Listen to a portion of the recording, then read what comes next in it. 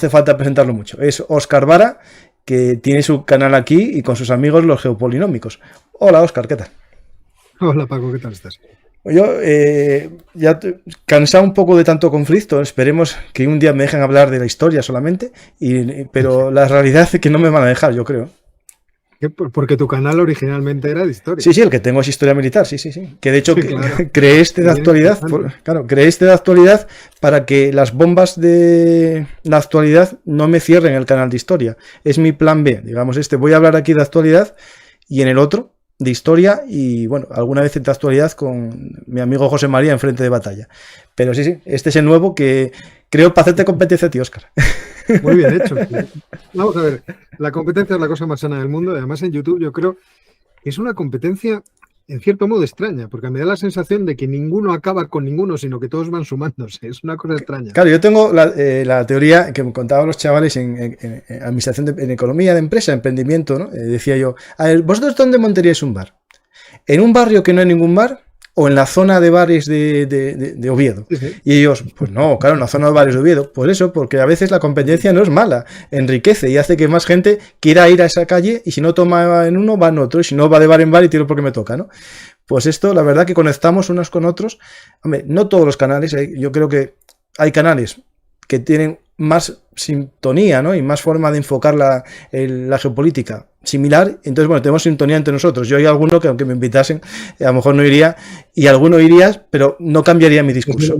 Es muy delicado, pero es verdad que hay canales de los que puedes aprender y canales de los que no aprendes. Entonces, también todos seleccionamos, evidentemente. Yo la verdad es que sigo a muy pocos canales de geopolítica, el tuyo lo sigo desde hace tiempo.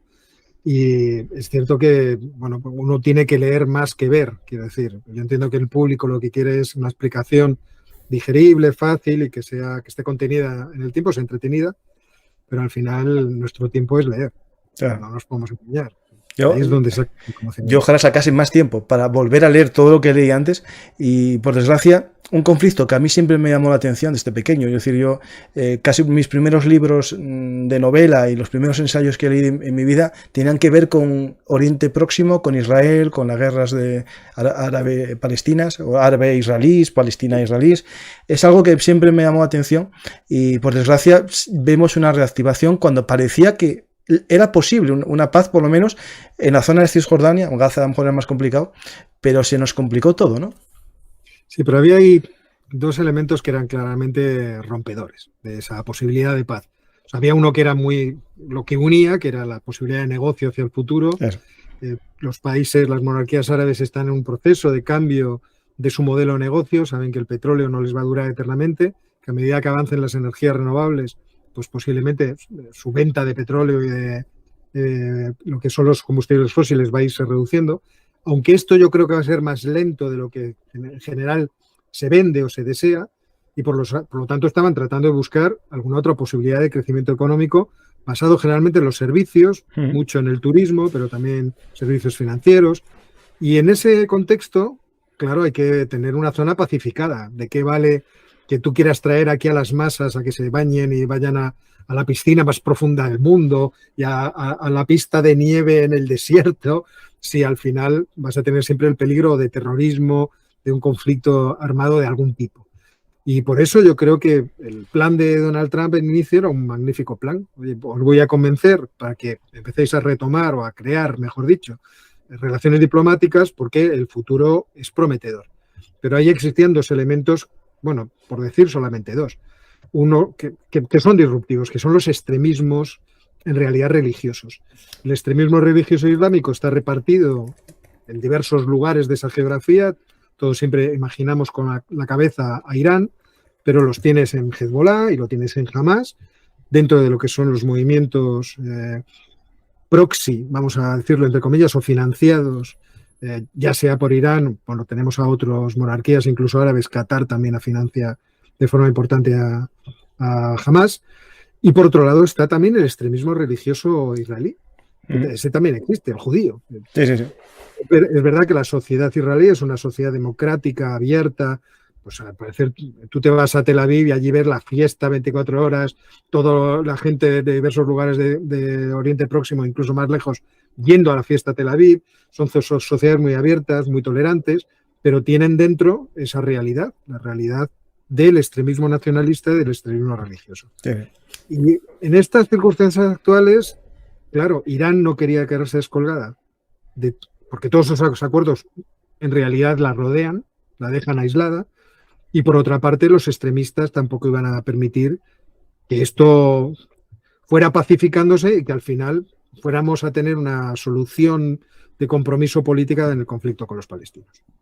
Coincido contigo al 100% de análisis. Es cierto que todo hay que verlo en la perspectiva interna, incluso de Hamás, en la interna en su territorio, porque a lo mejor no estaba dando un resultado económico su economía. Desde 2006 no hay un crecimiento, que en Cisjordania hay una mejora, un poco de las condiciones de vida, teóricamente por la interacción comercial con Israel, los 500.000 trabajadores que cruzan la frontera, pero hay que ir al juego internacional, ¿no? Ese juego de aquel rumor, si te acuerdas, de la OTAN entre Arabia Saudí e Israel, una especie de acuerdo que iban a hacer defensivo contra Irán, que se llegó a hablar. Es decir, estábamos tan cerca de esa visión que yo creo que solo hay uno interesado en que esto estallase, bueno, o dos, pero uno que es Irán, ¿no? Es decir, detrás de esto hay como una marioneta, ¿no? Que alguien mueve los hilos, ¿no?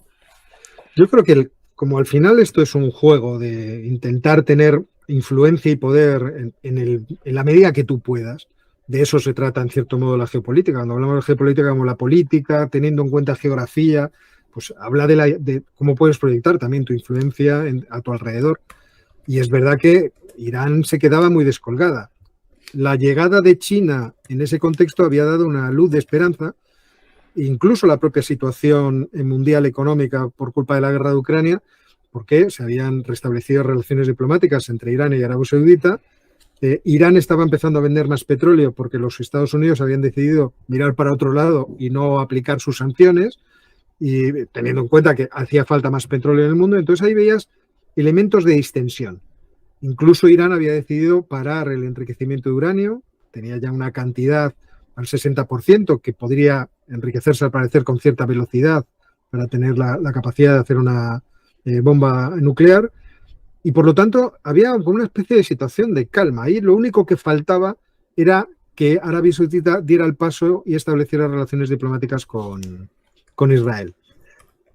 Pero claro, quizá ese elemento era lo que temía Irán, pero por otra parte todos seguíamos preguntándonos cómo se podía converger entre el mundo árabe e Israel en el momento en que el gobierno israelí tenía los componentes más radicales que nunca ha tenido, no.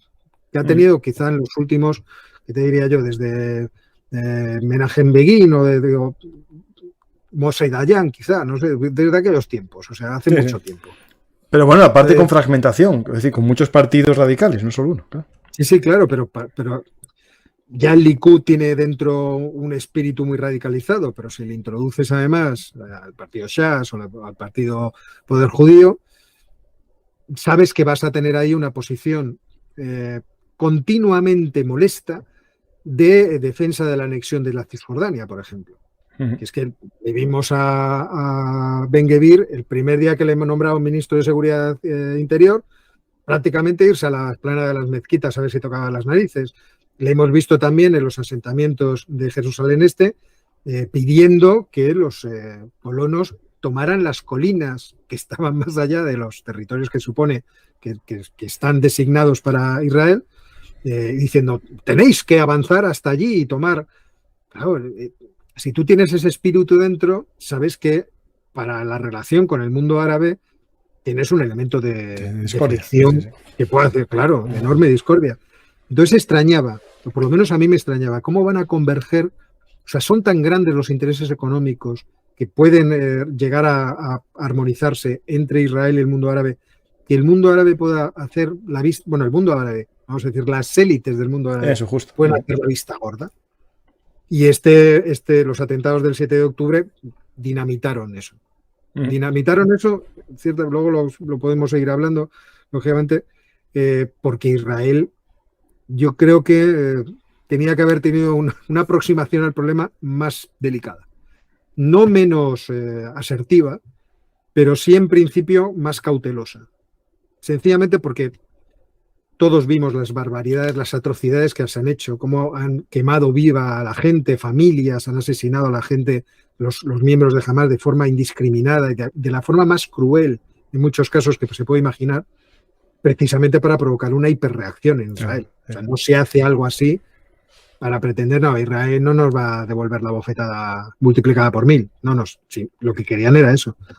Y yo desde ese punto de vista pensaba que Israel en primer momento se lo tomaría con más contención, no, porque creo que la determinación y la contención pueden ir de la mano. O sea, tú quieres que entre al juego, espérate que me lo pienso. Claro, pero hasta ahora no estamos tampoco fuera del contexto habitual, ¿no? de respuesta. Israel siempre que pasa esto machaca algún edificio alto de los de la autoridad de Hamás o de quien sea. Es decir, eso es algo que entra dentro. Todavía no.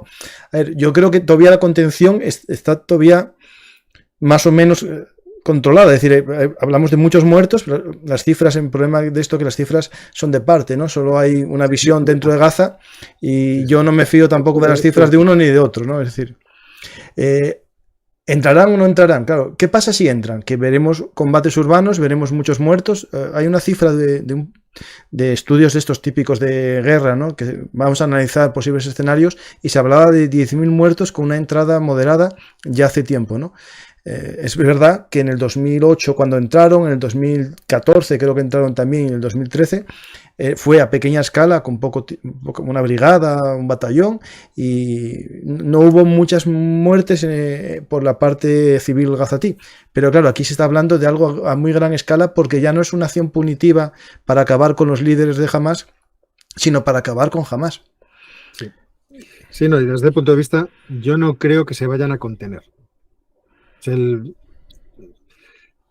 La necesidad que ahora mismo tiene la sociedad israelí de venganza, a mí me parece que descarta la posibilidad de que los israelíes no vayan a entrar. Yo creo que los israelíes van a entrar, les va a dar igual lo que está pasando alrededor. Incluso el que se haya puesto el grito en el cielo desde el primer segundo sobre los presuntos crímenes de guerra de Israel y la atrocidad que comete Israel en Gaza, en cierto modo ya les da un paraguas. O sea, me has acusado de lo peor, pues ya puedo tirar para adelante con todo, porque total, de nada peor se me va a acusar. Vamos a tener muchos episodios de lo que vivimos ayer, por ejemplo. Claro, lo que vivimos ayer, claro, hay un problema que a veces la información es un poco contradictoria o a veces la gente retuitea muy rápido, eso que lo hagamos los civiles, ¿no? La gente normal, entiendo, pero que alguien que sea profesional del periodismo, profesional de los medios de comunicación, yo creo que tendríamos que hacer, nosotros en el fondo también, ¿no? Estamos aquí dando a gente información, a veces reflexión sobre la información antes de moverla, ¿no? Eso lo digo, por ejemplo, me preguntan ahora mismo en el directo sobre el ataque o accidente o masacre del hospital, o como queramos llamarlo, ¿no?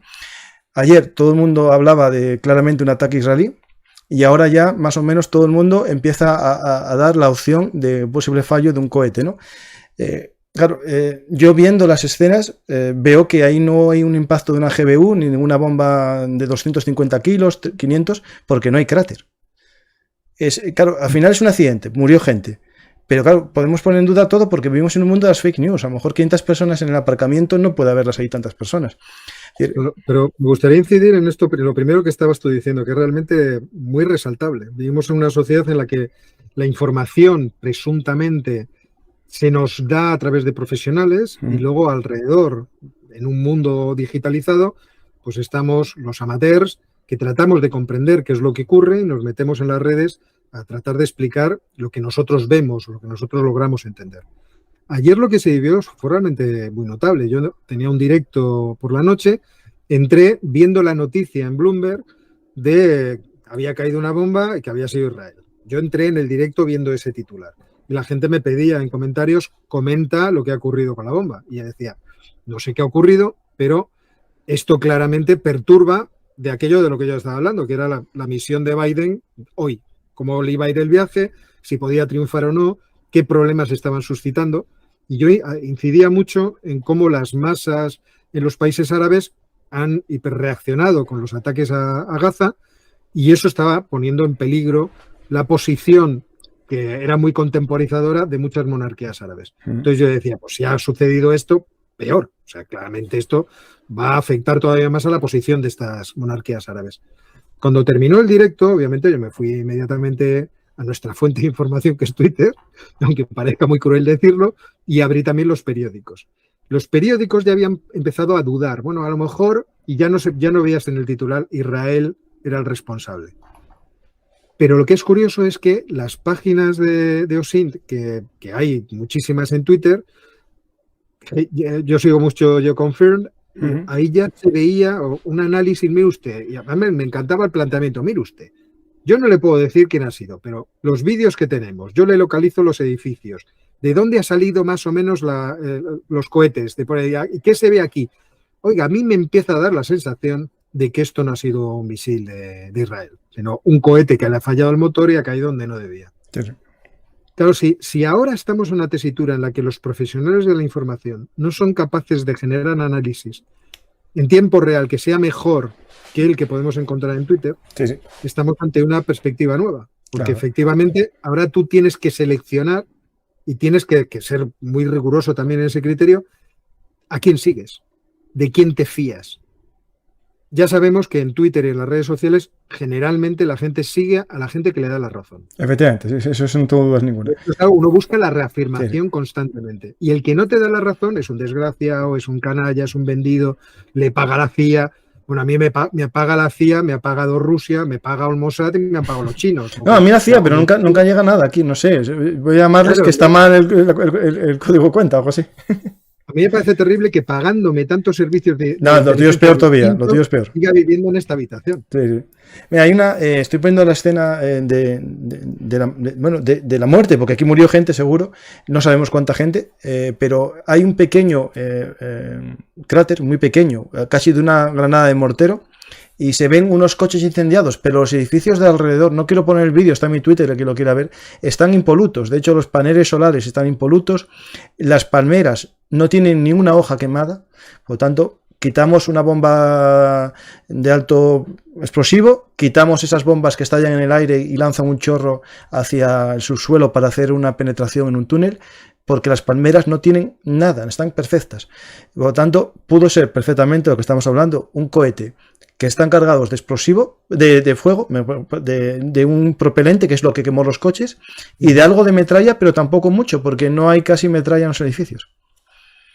Claro, pero lo curioso es que ayer por la noche, a las 11 de la noche, teníamos ya información que apuntaba en esa dirección y que parecía verosímil, vamos a decirlo así, parecía verosímil, de personas que se toman en serio su lugar dentro de las redes sociales y que nos tratan de dar una cierta información. Es que igual que cuando uno recurre a Oryx para ver, oye, cuántos misiles tiene aquel o cuántos blindados ha perdido tal o tal otro, porque, oiga, yo se lo contabilizo porque ha sido observado y lo puedo geolocalizar. Luego haga usted con ese conocimiento lo que le dé la gana. Pero me parece realmente sobresaliente la forma en la que he cambiado también el mundo en términos de quién da la información y de quién te puedes fiar. Yo entiendo que los grandes periódicos, por ejemplo, tengan que tomarse un tiempo para investigar las cosas y luego darán sus conclusiones. Me acuerdo, por ejemplo, cuando el New York Times hizo el reportaje aquel sobre las muertes en Bucha. Y a mí me pareció espectacular lo que hicieron. Aún así, había mucha gente que te decía que si los flechetes, que si la madre de los flechetes. Yo como no entendía muy bien aquellas... No, los flechetes son un clásico. Ya están en la Primera Guerra Mundial. Ya. Hay un forense ruso que ha dicho... Vamos a ver. Cuando ese trabajo está muy bien hecho y muy, muy bien trabado, yo entiendo que los periódicos se invitan a publicarlo. Pero la flexibilidad de las redes sociales nos está dando posibilidades. Y ya digo, o sea, ayer por la noche yo me fui a la cama con la sensación de que era cierto que un cohete había fallado, había caído y faltaba la confirmación más plena. Hoy he estado viendo lo que tú cuentas, por ejemplo, ese pequeño cráter y tal, y los comentarios que había alrededor. No sé si incluso se lo he leído a Willy Pulido, que es una persona de la que más o menos me fío. Bueno, pues es realmente sobresaliente cómo está cambiando el mundo en ese sentido. Claro, el problema es que esto es como, una vez que tiras la piedra ya no sirve para nada. Es decir, por mucho que tú digas, no, era mentira, pero cuando tú ya caldeaste la opinión pública, diste un mensaje que salió en el Washington Post, que salió en todos los periódicos del mundo, ya no es que solo sea un mensaje que diriges a tu masa, ¿no? Es decir, que jamás en sus cuentas particulares dice esto y sus radicales de todo el mundo se lo creen. No, es que dio pábulo a una información que generó manifestaciones, amenazas de bomba en Francia, en Jordania, un problema bastante grave con la embajada de Israel y sobre todo con el gobierno de Jordania, porque el gobierno de Jordania no quiere meterse en esta guerra y le están presionando, es decir, tiene un problema interno. En Líbano también manifestaciones masivas y todo porque los medios de comunicación no fueron críticos, no hicieron su trabajo. Yo entiendo que, que son periodistas, pero habrá asesores o habrá gente que les diga, espera, para un poco, que lo que estamos diciendo no tiene mucho sentido, ¿no? ¿Cómo es posible que el New York Times, que es un periódico que tiene una imagen de sí mismo muy elevada, no es un periódico al que esté suscrito, no me agradó nunca su línea editorial, pero me sorprende que ayer abriera directamente con eso. Me sorprende mucho. Porque uno tiene, como dices tú, uno tiene que tener filtros.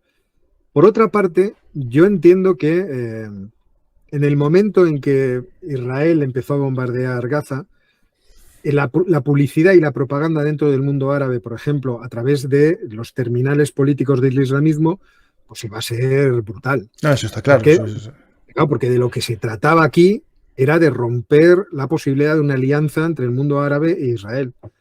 Y, por lo tanto, echar al público, que es claramente anti-israelí, dentro de estos países árabes y no árabes. Quiero decir, porque ahí podemos meter a los turcos, podemos meter a los persas. De los talibanes, que van voluntarios. Todo ese mundo musulmán, dentro de que sería más preciso, es lógico que esa propaganda a todo trapo se haga. Porque de lo que se trata es de sacar a la gente a la calle para presionar a los gobiernos que ya habían tomado una decisión. No olvidemos que las monarquías árabes siempre han estado en el ojo de los movimientos políticos islamistas. Y las monarquías les han estado tumbando en todo lo que le han podido. Y también pues, hay que recordar que el propio Hamas, en su acta fundacional, pues ya pone como uno de las citas o de los referentes en su preámbulo a Hassan al-Banna, creador o fundador de la Hermandad Musulmana. Entonces, dentro de ese ambiente político está claro que la jugada está saliendo muy bien. A medida que se produzcan bajas civiles por los bombardeos de Israel, sean ciertas o no, me da exactamente igual, lo vimos ayer, o sea, sean responsabilidad, no ciertas, sino sean responsabilidad o no de Israel, sean tan abundantes como se decía ayer o no, a lo mejor vamos viendo a continuación que las cifras que da el Ministerio de Salud palestino pues no son correctas, porque el Ministerio de Salud palestino, ¿a quién tiene al frente? Pues, el Ministerio de Hamas. Claro. Porque no existe autoridad palestina en Gaza. Claro. O sea, entonces, a medida que vayamos viendo eso, veremos cómo la irritación crece, pero esto se va desbordando a otras regiones. Lo estamos viendo con Europa. Sí. O sea, ahora se están dando las condiciones de posibilidad de que surjan atentados no de lobos solitarios, sino atentados organizados por las franquicias de los movimientos terroristas islamistas. Y eso lo vamos a ver. Y todo eso creará sus propios... O sea, esto es siempre como si tiraras el dominó. Se están tirando piezas para conseguir un objetivo primario, pero esas piezas van a ir repartiéndose y estamos viendo muchas derivadas distintas. O sea, la derivada, por ejemplo, de la inmigración está ahí a la vuelta de la esquina. Sí. O sea, estamos viendo declaraciones hoy de Ursula von der Leyen, bueno, que claramente suponen un giro, no voy a decir copernicano, pero un giro importante en la política migratoria que tenía la Unión Europea. Hay que recordar una cosa, Óscar, que en la famosa doctrina Gerasimov, que no es de él, pero se llama así, las aluviones de migración en las fronteras es parte de la guerra híbrida, ¿no? Es decir, sí. Lo vivimos en España, que es el caso de Ceuta, y lo vivimos también en Polonia, con la frontera en Bielorrusia, que trajeron gente de todos los países de Siria, de Turquía, en avión hasta Rusia y a Bielorrusia, y lo soltaron en la frontera con Polonia, ¿no? Eso es algo que va a estar seguro ahí en el diario. Bueno, en cierto modo lo estamos viendo ahora. La Unión Europea declara que a estas alturas de año 250.000 personas, estiman ellos, han entrado de forma irregular en la Unión Europea.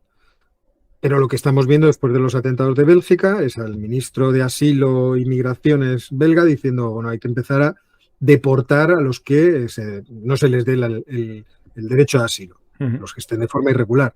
Y Ursula von der Leyen diciendo que hay que considerar algún tipo de mecanismo europeo para la expulsión de aquellos que estén ilegalmente en en el territorio. Por ejemplo, hay fallos de seguridad que yo no sé si son porque la gente pasa a hacer su trabajo o realmente no somos capaces de hacer cumplir algo tan sencillo como que en el 2016 el asesino de los 2 suecos el otro día en Bruselas había sido comunicado por el Túnez que había estado encausado por terrorismo y en la cárcel por terrorismo yihadista y en Bélgica no lo expulsaron. Estas son las cosas sorprendentes que yo me acuerdo cuando leía las novelas de un autor sueco de novela negra, Henning Mankell, que eran novelas escritas a lo largo de los años 90, a principios de los 2000. Henning Mankell hablaba de cómo se estaba degradando el estado del bienestar en Suecia, pero también cómo se degradaba el propio concepto de seguridad pública. Y él hacía una mención a los hurtos menores. Decía, existe una gran cantidad de delitos que ya no son perseguidos por las autoridades, porque parece que han sido declarados como no delitos. Alguien te roba el móvil, pues nadie lo va a investigar. Alguien te roba la radio del coche o te roba una mochila, nadie lo va a investigar. Claro, como California. No existen recursos para investigarlo. Y entonces, eso era producto del crecimiento, obviamente, de todos esos delitos, que acababan inundando o sobrepasando las capacidades propias de las policías. Y él se preguntaba, ¿qué está fallando? Porque nosotros, en la versión sueca, hemos creado un paraíso. ¿Qué está fallando para que los jóvenes y la nueva juventud no sea capaz de adaptarse a esta maravilla que les hemos creado?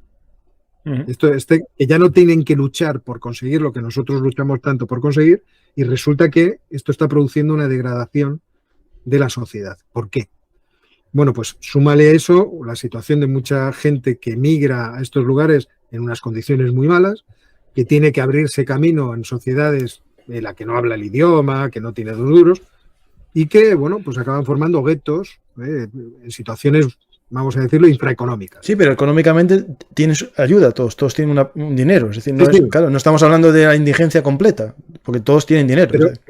Pero el tener dinero es lo mismo que decía antes, el tener dinero no es la garantía de que tú vayas a estar en paz. Bueno, eso ya, estar ocupado generalmente es la garantía de que tú vas a estar en paz. El que tú te abras camino va a ser la garantía de que tú digas, oye, yo tengo que proteger lo que es mío. Que tú luches por tener tu vivienda va a hacer que tú protejas tu vivienda y la del vecino. Óscar, coincidimos al 100%. Que la urbanización tenga que estar bonita, oiga, porque esto es lo nuestro. Y me lo pagué yo. Efectivamente. No, yo estoy contigo en eso al 100%. Y ahora lo que estamos viendo es un cambio de marea. Al principio una gran defensa de toda esta gente que vino aquí en condiciones terribles durante la guerra de Siria, y ahora lo que estamos viendo es que, pues no se ha logrado la integración, se están produciendo muchos problemas, es lo que está pasando en Suecia, por ejemplo, y que si aquí ahora se produce una situación de enfrentamiento entre la población nativa y la población musulmana porque vayan surgiendo atentados terroristas, pues eso va a ir cambiando la política. Hemos estado viendo cómo crecen los partidos de extrema derecha en Europa con ese discurso. Pues ahora entiendo yo que los partidos más institucionales querrán tomar ese discurso, seguramente más moderado, pero lo querrán tomar para evitar el crecimiento del competidor electoral. No, en Suecia, por ejemplo, ya tomaron 2 decisiones que son muy fuertes para un sueco, la mentalidad sueca, sacar el ejército. No están en la calle exactamente, sino dando un apoyo en temas de explosivos al ejército, a la policía, porque están poniendo muchas bombas. Es decir, allí en las luchas entre criminales lo resuelven poniendo bombas. Es un tema que llama mucho la atención. Y después están los famosos, eso ya lo hicieron los motoristas en los años 80, me parece, pero después están los tiros con rifles de asalto, rifles de fusiles de asalto por las calles. Hay una violencia que triplica la media europea en el que era el paraíso sueco. Sí, por lo que estamos diciendo, lo que ha ocurrido en Gaza, mejor dicho, lo que ocurrió en el sur de Israel, tiene como efecto, como parte de la onda expansiva, estas derivadas que ahora se están introduciendo entre Europa.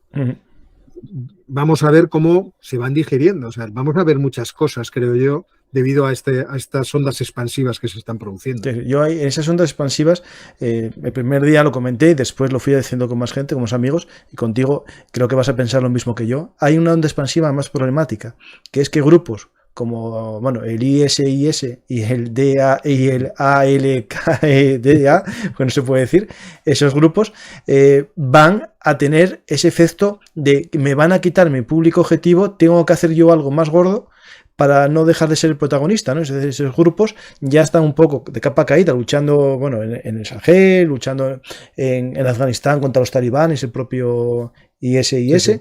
Pero no tienen ya ese protagonismo en los medios de comunicación y puede ser que lo busquen. Sí, no, estoy bastante de acuerdo. Lo que pasa es que, bueno, vamos a ver si el trabajo que las fuerzas de seguridad han estado realizando durante muchísimo tiempo, que obviamente nosotros no vemos directamente, porque no nos enteramos de todas las detenciones, de todas las redes que están ahora mismo penetradas. Esperemos que sea efectivo, porque el riesgo es obvio. O sea, estamos viendo cómo el Ministerio de Interior francés advierte del crecimiento del riesgo de atentados terroristas. Y lo estamos viendo también en otros ministerios del Interior. Bueno, el belga está prácticamente en emergencia, ¿no? En alerta. Es lógico. Ya veremos si el conflicto logra contenerse de alguna forma, porque por ahora estamos en la ebullición popular, pero seguimos concentrados en Gaza. Es decir, el conflicto no ha saltado más allá de Gaza. Si ahora se llega a un acuerdo de abrir corredores humanitarios, si de alguna forma se lograra sacar de allí a una buena cantidad de la población civil y tenerles en campos de refugiados de forma transitoria, claro, la situación bélica sería distinta. Ahí se podría ir a un enfrentamiento más directo entre el ejército de Israel y los milicias de Hamas, que quizá no producirían una explosión de sentimientos populares que pudiera llevar, por ejemplo, a que otros actores se introdujeran dentro del problema. Claro que todo esto ya sabemos que es absolutamente difícil. Jordania y Egipto han dicho que ellos no quieren ver ni en pintura a los palestinos en su territorio. Hoy nos levantábamos con la afirmación de Egipto de que, bueno, si quieren sacar de allí a los palestinos, a los civiles, sí, al Sinaí, al desierto del Negev, que total, eso es al Negev, es igual que el de Sinaí. Entonces, quiero decir, ya veremos hasta qué punto el enfrentamiento que se va a producir y la operación terrestre que se va a producir generan situaciones tan sumamente extremas, quiero decir, muertos en una cantidad que sea insoportable, que hagan que, por ejemplo, Hezbollah diga, oiga, pues yo me meto. Sí. Claro, o que las milicias proiranias de Siria digan, pues yo voy a hacer algo. No, Irán está cada poco amenazando. No sabemos si es como el típico perro del hortelano, ¿no? O realmente quiere entrar. Pero claro, Irán no creo que quiera entrar realmente, porque si tuviese el escudo él de una bomba nuclear, creo que se atrevería. Pero sin tenerlo, sabe que Israel le puede hacer mucho daño desde donde está. Muchísimo daño. Claro. Perdona, que acabo de caer en la cuenta de que no me he conectado por cable. Ah, vale. Voy a explicar una cosa que me preguntan y me escuchas mientras tanto. Temblar. Es mejor el cable, sí. Yo voy por Ethernet siempre. No sé si darle a refrescar. Bueno, dale. No sé si me iría. No, yo creo que se conectará solo. Si no vuelves a entrar, tú tranquilo. Yo voy a darle. Espera. Ahora tienes que volver a entrar. Bueno, mientras tanto, ahí estás. Vale. Me preguntaba una cosa de las armas en Ucrania, que hay armas ucranianas en Gaza, pero eso es un fake que explico, y lo movieron varios prorrusos en sus cuentas. Pusieron esta foto que tenéis en pantalla de unos soldados islamistas armados con carabinas y M16, carabinas. Hay un M16 y una carabina. Y son armas estadounidenses. Y una de ellas pone una Z. Entonces ya empezaron a decir que eran armas ucranianas con una Z. Eso está claro que pasaron por manos rusas antes. Pero bueno, pero lo grave de esto no es eso. Es que esta foto la busqué en Google. Hice algo tan sencillo como búsqueda de fotos en Google. Puse la foto y es una foto del 2021 de soldados talibanes en agosto, cuando justo se quedaron con todos los arsenales de Afganistán. Y para más INRI, tienen la bandera blanca talibán y tienen las barbas y la melena propia de los talibanes, que esa melenilla no la llevan los de Gaza. Entonces, las cuentas que mueven esta foto y todos aquellos que mueven estas fotos no tienen ni un poco de análisis básico de información. Es decir, comen esto, lo fagocitan y lo expulsan porque quieren que Ucrania esté aquí. Y yo puse ese mono cerrando los ojos porque hay gente que no quiere ver. Y ahí es algo que pasa mucho, Óscar. Es decir, no hay que ser tampoco un gran experto en esto, es ponerlo en Google, ¿no? Bueno, pero quizá eso, fíjate, yo el otro día lo estaba pensando, si la forma que tenemos ahora de consumir información, por ejemplo en Twitter o por ejemplo en TikTok, no influye en los hábitos que está creando la gente. Sí, sí. Y me explico. Nosotros vamos pasando una fila interminable de noticias breves o de vídeos y reaccionamos a ellos de forma positiva o negativa. Pues esto me gusta, esto me interesa, esto lo miro, esto no. De tal forma que si es verdad que eso activa un proceso de satisfacción física, ¿no? Aquello de la dopamina y todas estas tonterías, pues nos acostumbra efectivamente a la gratificación inmediata. Y yo creo que mucha gente busca eso en las noticias. Cuando aparece una fotografía, yo es que me pasó el otro día. Estaba mirando y de repente veo a un tipo lanzando con un manpad para cargarse a un helicóptero en Israel, ¿no? Y decía, pues aquí fijaos cómo los milicianos de Hamás lograron tirar. Y yo en un momento dije, esto parece muy realista, pero parece demasiado realista. No será un videojuego.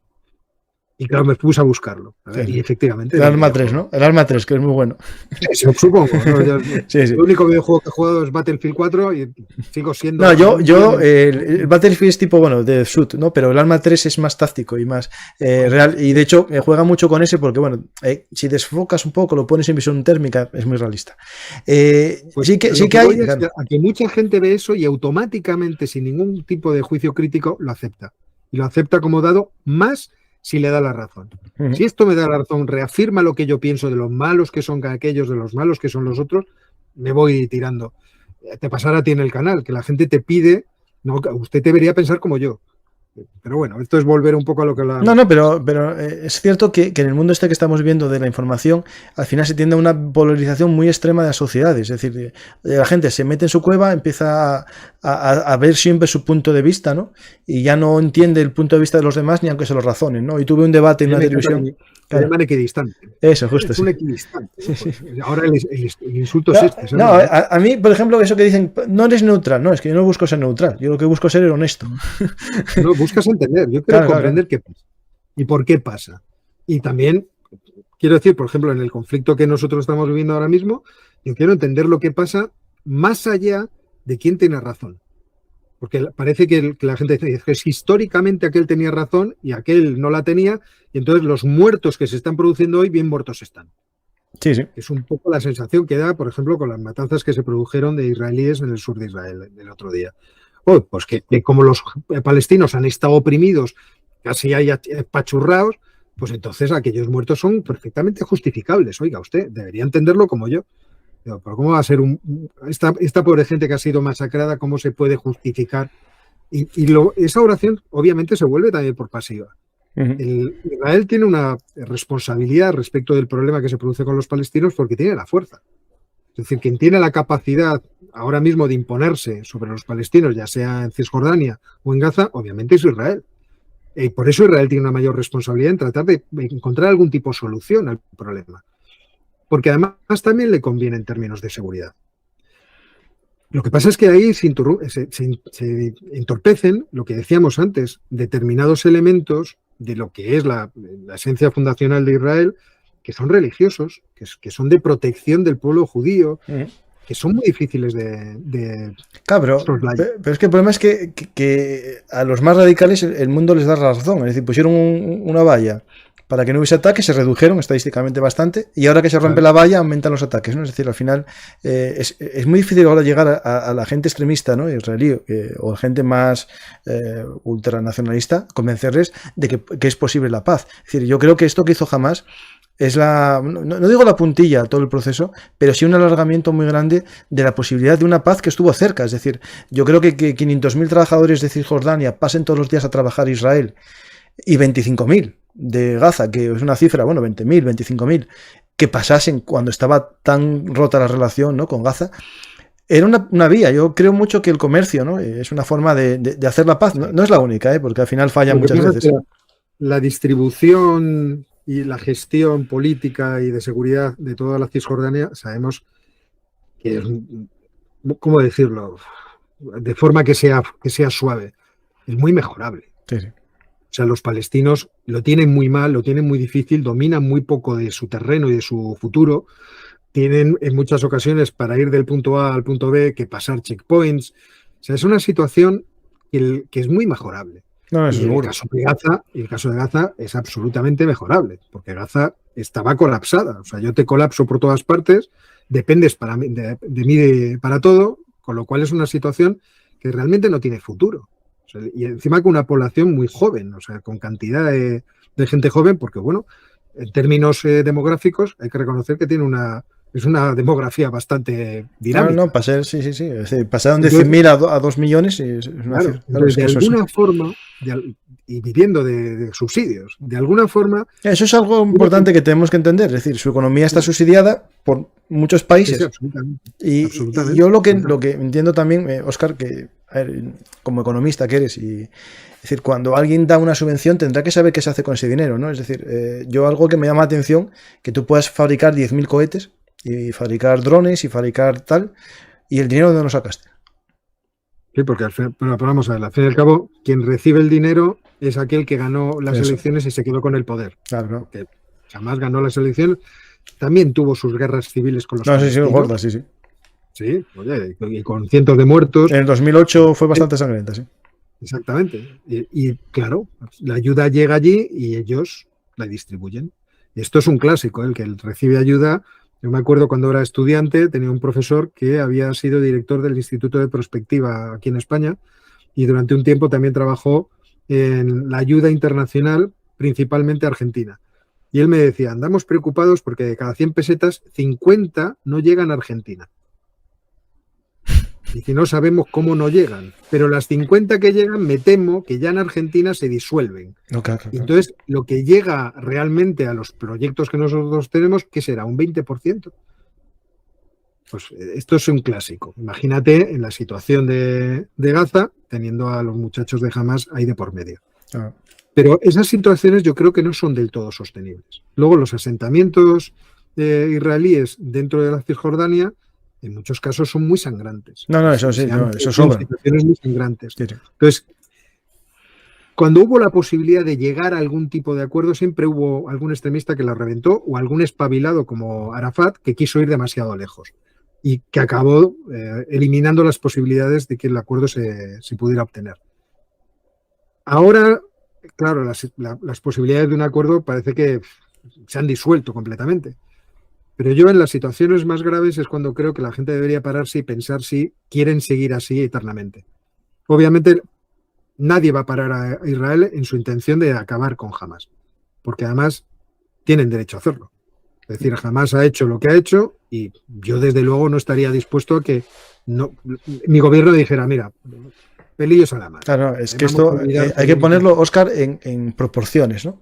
Si el mundo actuó como actuó y la OTAN actuó en respuesta al 11S, el ataque a las Torres Gemelas, que murieron unos 2.000 y pico estadounidenses en una población de 330 millones. Si ahora se calcula 1.800 muertos en un día en una población de 8 millones, estamos hablando de unos 50.000, 60.000 muertos si fuese Estados Unidos, ¿no?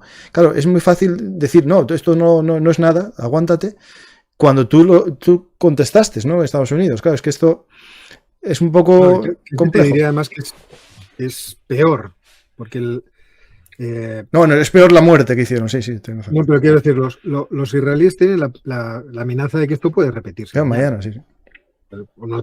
Obviamente está mucho más difícil, pero quiero decir, esto se puede repetir más fácilmente. Estados Unidos era muy difícil que se repitieran los ataques de las Torres Gemelas. Y por otra parte es que hay que hacer justicia. Lo que pasa es que hacer justicia en el caso de Israel, que es una democracia, requiere también el respeto al derecho internacional y hacer las cosas con un cierto cuidado. Y yo entiendo que esto puede ser muy doloroso decírselo a un israelí, por ejemplo, a uno de los familiares que ha perdido a su familia de la forma que lo han perdido. Y esto yo creo que hay que insistir, de la forma en la que han perdido a sus familiares. Es muy difícil decírselo, pero es verdad que las democracias tienen la obligación de no comportarse como los grupos terroristas. Entonces, ahora mismo Israel y sobre todo sus fuerzas de seguridad se enfrentan al riesgo de tener muchas bajas para tratar de hacer justicia. Pero me parece que es inevitable. O sea, si Israel tomara su planteamiento de resolver el problema fuera vamos a ejercer la máxima violencia posible en un territorio que está plagado de civiles, que no pueden ir a ningún otro sitio y que pueden ser bajas inmediatas, yo creo que sí que equivocaría. Es cierto que la ley, como decirlo, la Convención de Ginebra le permite el hacer operaciones contra edificios civiles, incluso si hay civiles, si allí en esos edificios están metidos los enemigos, porque sería responsabilidad de los enemigos quitar de ahí a los civiles. Eso lo dijo hoy muy bien mi amigo Juan Garat en la tele, cuando le decían eso, decían, no, a ver, que la Convención de Ginebra lo deja bien claro. Cuando un edificio civil se militariza, la culpa es del que militariza la instalación civil. Esto es muy conocido, o sea, no es una cosa que sepamos de ayer. O sea, ya, no, pero los medios de comunicación no lo están contando como lo dicen las leyes militares. Los medios de comunicación es muere un civil, ya es una tragedia. Y efectivamente es una tragedia, pero no es una responsabilidad inmediata de alguien. O sea, hay que ver de quién es la responsabilidad. Pero de cualquier forma, tú imagínate que hiciéramos un bombardeo indiscriminado, que si tiráramos una bomba en cualquier sitio de Gaza. Gaza es un sitio del que no puedes escapar. Entonces, el que pueda haber bajas civiles no es nada improbable. Y esto lo hablábamos el primer día. El primer día o el segundo día, mejor dicho, después de los ataques en el sur de Israel, una de las preocupaciones era, caramba, si se mete Israel a tope, ahí hay demasiado civil y demasiado civil menor de edad. O sea, lo que se puede derivar de eso es una enorme tragedia. Entonces, ¿cómo lo van a hacer? Y a mí eso es, yo que no soy un experto militar y no creo que nunca lo llegaré a ser porque me parece una cosa un tanto compleja, yo lo pensaba, decía, si yo fuera el responsable, yo sé que tengo que meterme en Gaza, tengo que cazar a los de Hamás, porque no los puedo dejar. Después de lo que han hecho, hay que llevarlos a la justicia. Ojo, hay que llevarlos a la justicia. Y en llevarlos a la justicia yo me tengo que arriesgar mi vida, tengo que arriesgar la vida de mis soldados para hacerlo. Porque es la forma de asegurarme que con ello no va a haber bajas civiles o no va a haber estas bajas colaterales en un número disparatado por culpa de que yo no tuve esa precaución. Porque no me queda más remedio. Porque yo estimo que Israel, la mayor parte de la población, quiere ser una democracia. Sí. Y esto se ha visto cuando el gobierno actual de Israel, el gobierno de coalición, ha querido meterle mano, y está metiendo mano a la justicia, para traer, ¿cómo decir?, la capacidad de tener la última palabra sobre cuestiones. Ahora está ya un gobierno de coalición distinto, ¿no? Se cambió. Hay uno de unidad nacional ahora, ¿no? Un gobierno de concentración. Sí. Pero el gobierno... ya, el de las protestas, sí. No, pero quiero decir, el gobierno civil sigue siendo el que es. Por eso no ha querido introducirse Yair Lapid, que fue primer ministro y ministro de Asuntos Exteriores en el anterior gobierno y que es un laborista, vamos a decirlo así.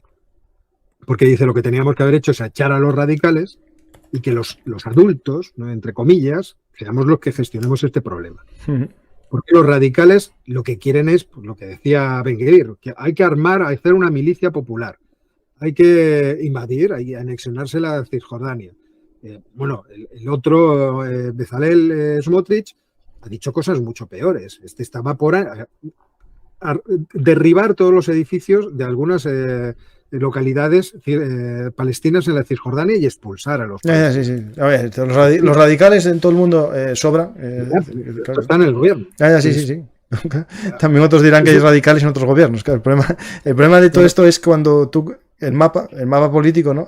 Si hay extremos, los hay en los dos lados del mundo y en los dos lados de la política, ¿no? Por desgracia, radicales en la democracia tenían que ser la minoría y nunca llegar a gobernar. Y si llegasen a gobernar... Hemos visto la sociedad israelí salir en manifestación todas las semanas, todos los meses, yo no sé si eran todas las semanas, todos los meses a decir, oiga, que yo no quiero que el Poder Ejecutivo domine al Poder Judicial. Ni yo, como demócrata que soy. ¿Perdón? Yo tampoco quiero que lo hagan en España. Claro. Bueno, no, efectivamente. que no hay separación de poderes en casi ningún estado. Estamos viendo derivas cada vez peores. O sea, ya era bastante chusco lo que teníamos, pero puede acabar siendo muy chusco. Entonces, y los ciudadanos tenemos esa obligación de que no queremos que ningún poder se nos pueda echar encima de forma arbitraria. Y por eso la separación de poderes nos parece tan conveniente. Sí. Y en Israel hay gente que sigue pensando eso. No, muchos. Desde ese punto de vista, lo que yo digo que a lo mejor es equivocado, porque luego me sentaré con un militar israelí y me dirá, eres un ingenuo y un imbécil, porque ¿Qué te crees que es entrar en Gaza a tratar de cazar a los de Hamas? ¿Te crees que esto es un paseo por el Parque del Retiro? Pues no, es guerra urbana y vamos a perder muchísima gente. Y yo le respondería, ya, pero ¿cuál es la alternativa? O sea, ¿qué alternativa me das para que no haya bajas colaterales en números disparatados? O sea, no, es que incluso aunque si no entran al combate urbano, que es el peor escenario. Yo de hecho tengo un programa que explico cómo es la doctrina israelí de combate urbano, en la historia está. No está aquí, está en la actualidad, pero lo hice hace 2 años por ahí, o 1 año y pico. Y es el peor escenario que nos podemos encontrar, haya civiles o no haya, es decir, porque el soldado que avance va a tener posibles ataques desde lo alto, desde su altura y desde bajo tierra. Y estamos hablando de que hay unos 300 kilómetros de galería, se calculan. Claro, estamos hablando de que estuvieron 10 años o 12 años perforando esto como si fuesen topos. Ya, pero vamos a ver si yo me explico. A lo mejor yo no tengo razón y seguramente en los comentarios habrá mucha gente que diga que yo no tengo razón y que me lo expliquen. Pero si yo voy a hacer una operación militar para detener a una serie de personas que forman una organización que ha hecho una barbaridad en mi territorio, contra mi población, y yo tengo esa obligación de hacer justicia, pero cierro el espacio geográfico en el que están contenidos y no dejo escapar a los civiles, la operación militar que vaya a hacer implica a los civiles directamente. No, claro, es lo que claro, es que esto es complicado, porque claro, tenemos la franja de Gaza que son 41 kilómetros por 10, ¿no? Ellos, Israel lleva ya como 3 días y aplazándolo mucho más, no entra una zona que es la Gaza City, ¿no? Que eso dio, digamos, ahí, el que esté ahí dentro de un día va a estar sometido a un ataque. Es verdad que lo fueron prolongando ya 2 días, llevan casi 3 prolongados, y los están llevando a la zona sur, que supuestamente va a ser no atacada en esta primera oleada. El problema que nos vemos aquí es que también irán escondiéndose milicianos de Hamas en la zona sur. También. Y en la zona norte quedarán milicianos y civiles también, porque habrá civiles que no se quieran mover, como ya vimos aquí en la guerra de Ucrania, gente que siguió en Bakhmut hasta el último día. Y después también gente que a lo mejor no le deja moverse tan fácilmente. Es decir, aquí podemos ver que si yo tengo escudos humanos, a lo mejor dificulto la retirada de la gente también. Claro, y después tenemos los... Si desde el primer día, a lo mejor yo estoy equivocado y me corregís, pero si desde el primer día Israel hubiera dicho, yo voy a abrir corredores humanitarios para que salgan los civiles, ¿pero a dónde? Los voy a alojar en tal sitio. En vez de decir, voy a cerrar Gaza y no van a tener ni agua. Yo creo que la situación ahora mismo sería muy distinta en términos de opinión pública mundial. O sea, yo voy a dar la posibilidad de que los civiles salgan. Obviamente voy a controlar quién sale. Y les voy a dar los medios para que puedan estar alimentados y tal y cual, y los medios sanitarios. Yo entiendo que eso es una operación de la pera limonera. Es complejo. Claro, es absolutamente complicado. Pero ahora estamos en una situación en la que Israel yo creo que ha tomado decisiones que en términos, por ejemplo, de cómo les podemos defender desde la Unión Europea, pues son peliagudas. Es que el problema es que desde el punto de vista de la historia militar, muy pocas veces un asedio se dejó salir a la población y la mantienes tú. Es decir, el que asedia, claro, en la historia que yo sepa, jamás dio... Ya, pero no te ha declarado, Gaza no te ha declarado la guerra. Es complicado, porque jamás es el gobierno de Gaza. Ya, pero... Claro, no, es que no. Ya, pero tampoco Rusia declaró la guerra a Ucrania. Claro, es que el tema de las declaraciones de guerra, eso es algo que muy bonito, pero yo creo que está desfasado. Nadie declaró guerras nunca. Yo creo que las peculiaridades de lo que está pasando en Gaza son tan enormes. O sea, Gaza es un territorio bloqueado, sí. En modo a bloqueo, y un grupo efectivamente, que son del gobierno, decida hacer una operación terrorista.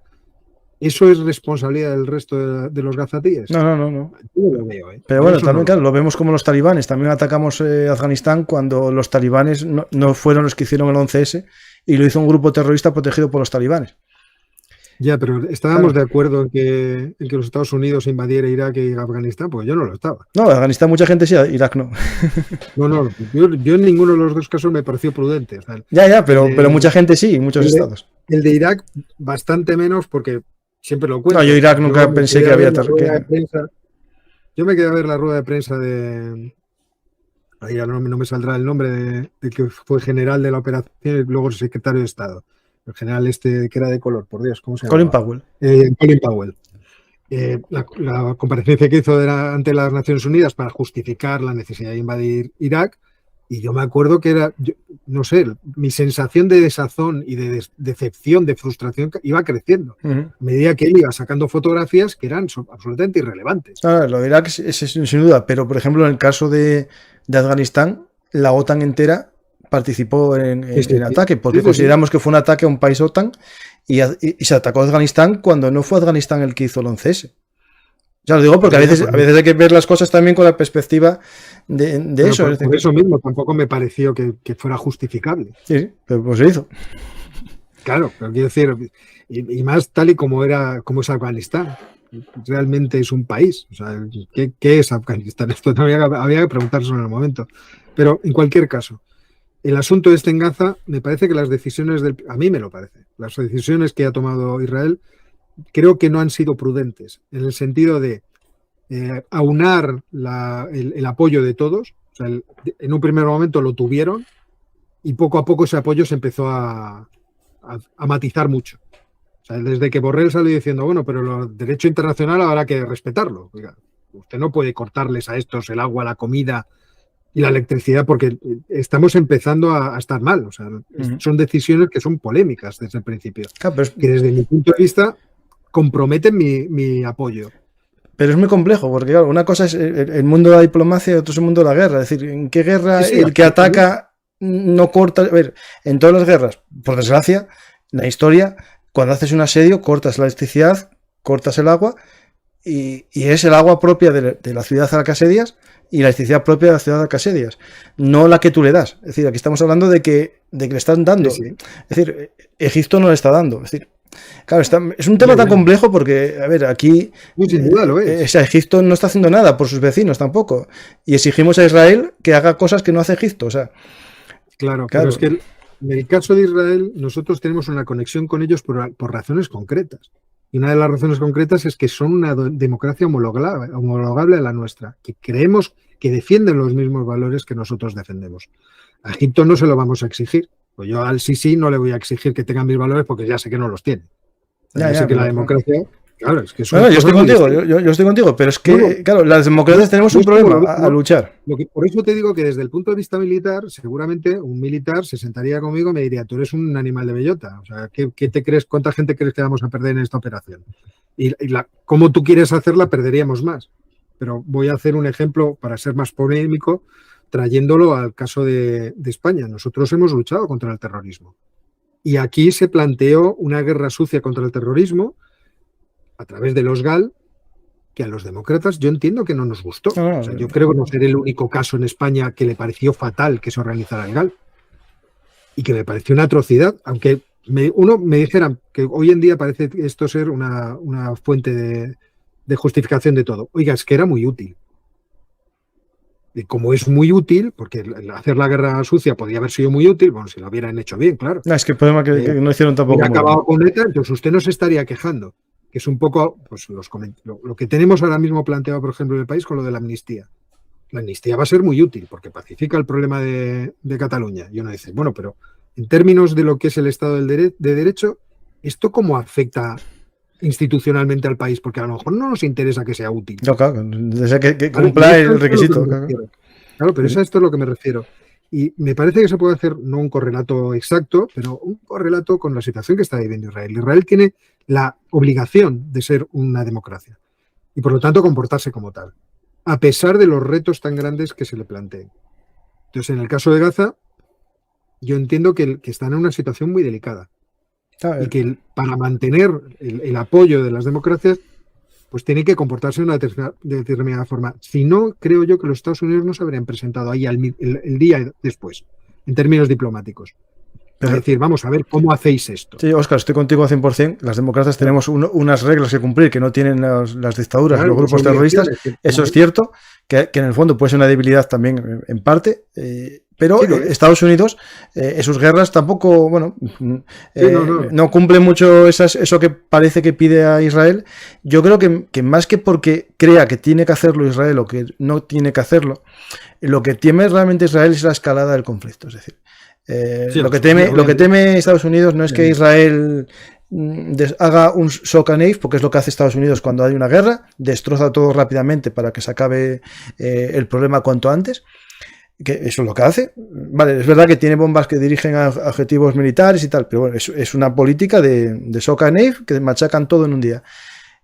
Israel, a lo mejor quería hacer su shock and awe, que no lo hizo, o lo hizo en parte, o lo hizo mucho, no sabemos cada uno cómo califica las cosas, pero claro, no lo hacen, yo creo que Estados Unidos no le frena por el miedo de que castiga a Hamás o no castiga a Hamás, es por las consecuencias que puede tener esto en el avispero, es decir, esto es un avispero y hay que pegarle los golpes, pero los justos, ¿no? Pero es que, según cómo lo haga, el avispero va a alborotarse mucho más y pueden perderse apoyos. Eso sí, no tengo dudas. Yo creo que es una cosa muy importante. Claro, pero ahí, Óscar, que estoy contigo, 100%. Hay que ir poco a poco. El sistema ese knock on the roof, ¿no? Eso que avisan antes de un ataque, lo veo muy bien. Es algo que lo veo bien. Cuando entran en el combate urbano, tendrán que hacer algunas normas de enfrentamiento. Ya dijeron que menos que en un conflicto normal.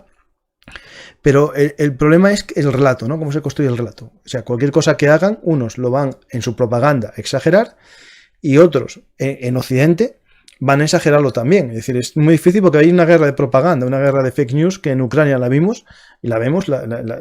Óscar, llevas muchos programas sobre Ucrania y lo vemos todos los días, y aquí lo va a ver, además con un público que lo busca. Es decir, si aquí en la guerra de Ucrania hay gente que le gusta las fake news que genera Rusia y a otros que genera Ucrania, en el caso de este conflicto hay gente que está ávida de esas mentiras para generar más odio. Es decir, esto es muy complejo, porque haga lo que haga, se van a generar noticias falsas.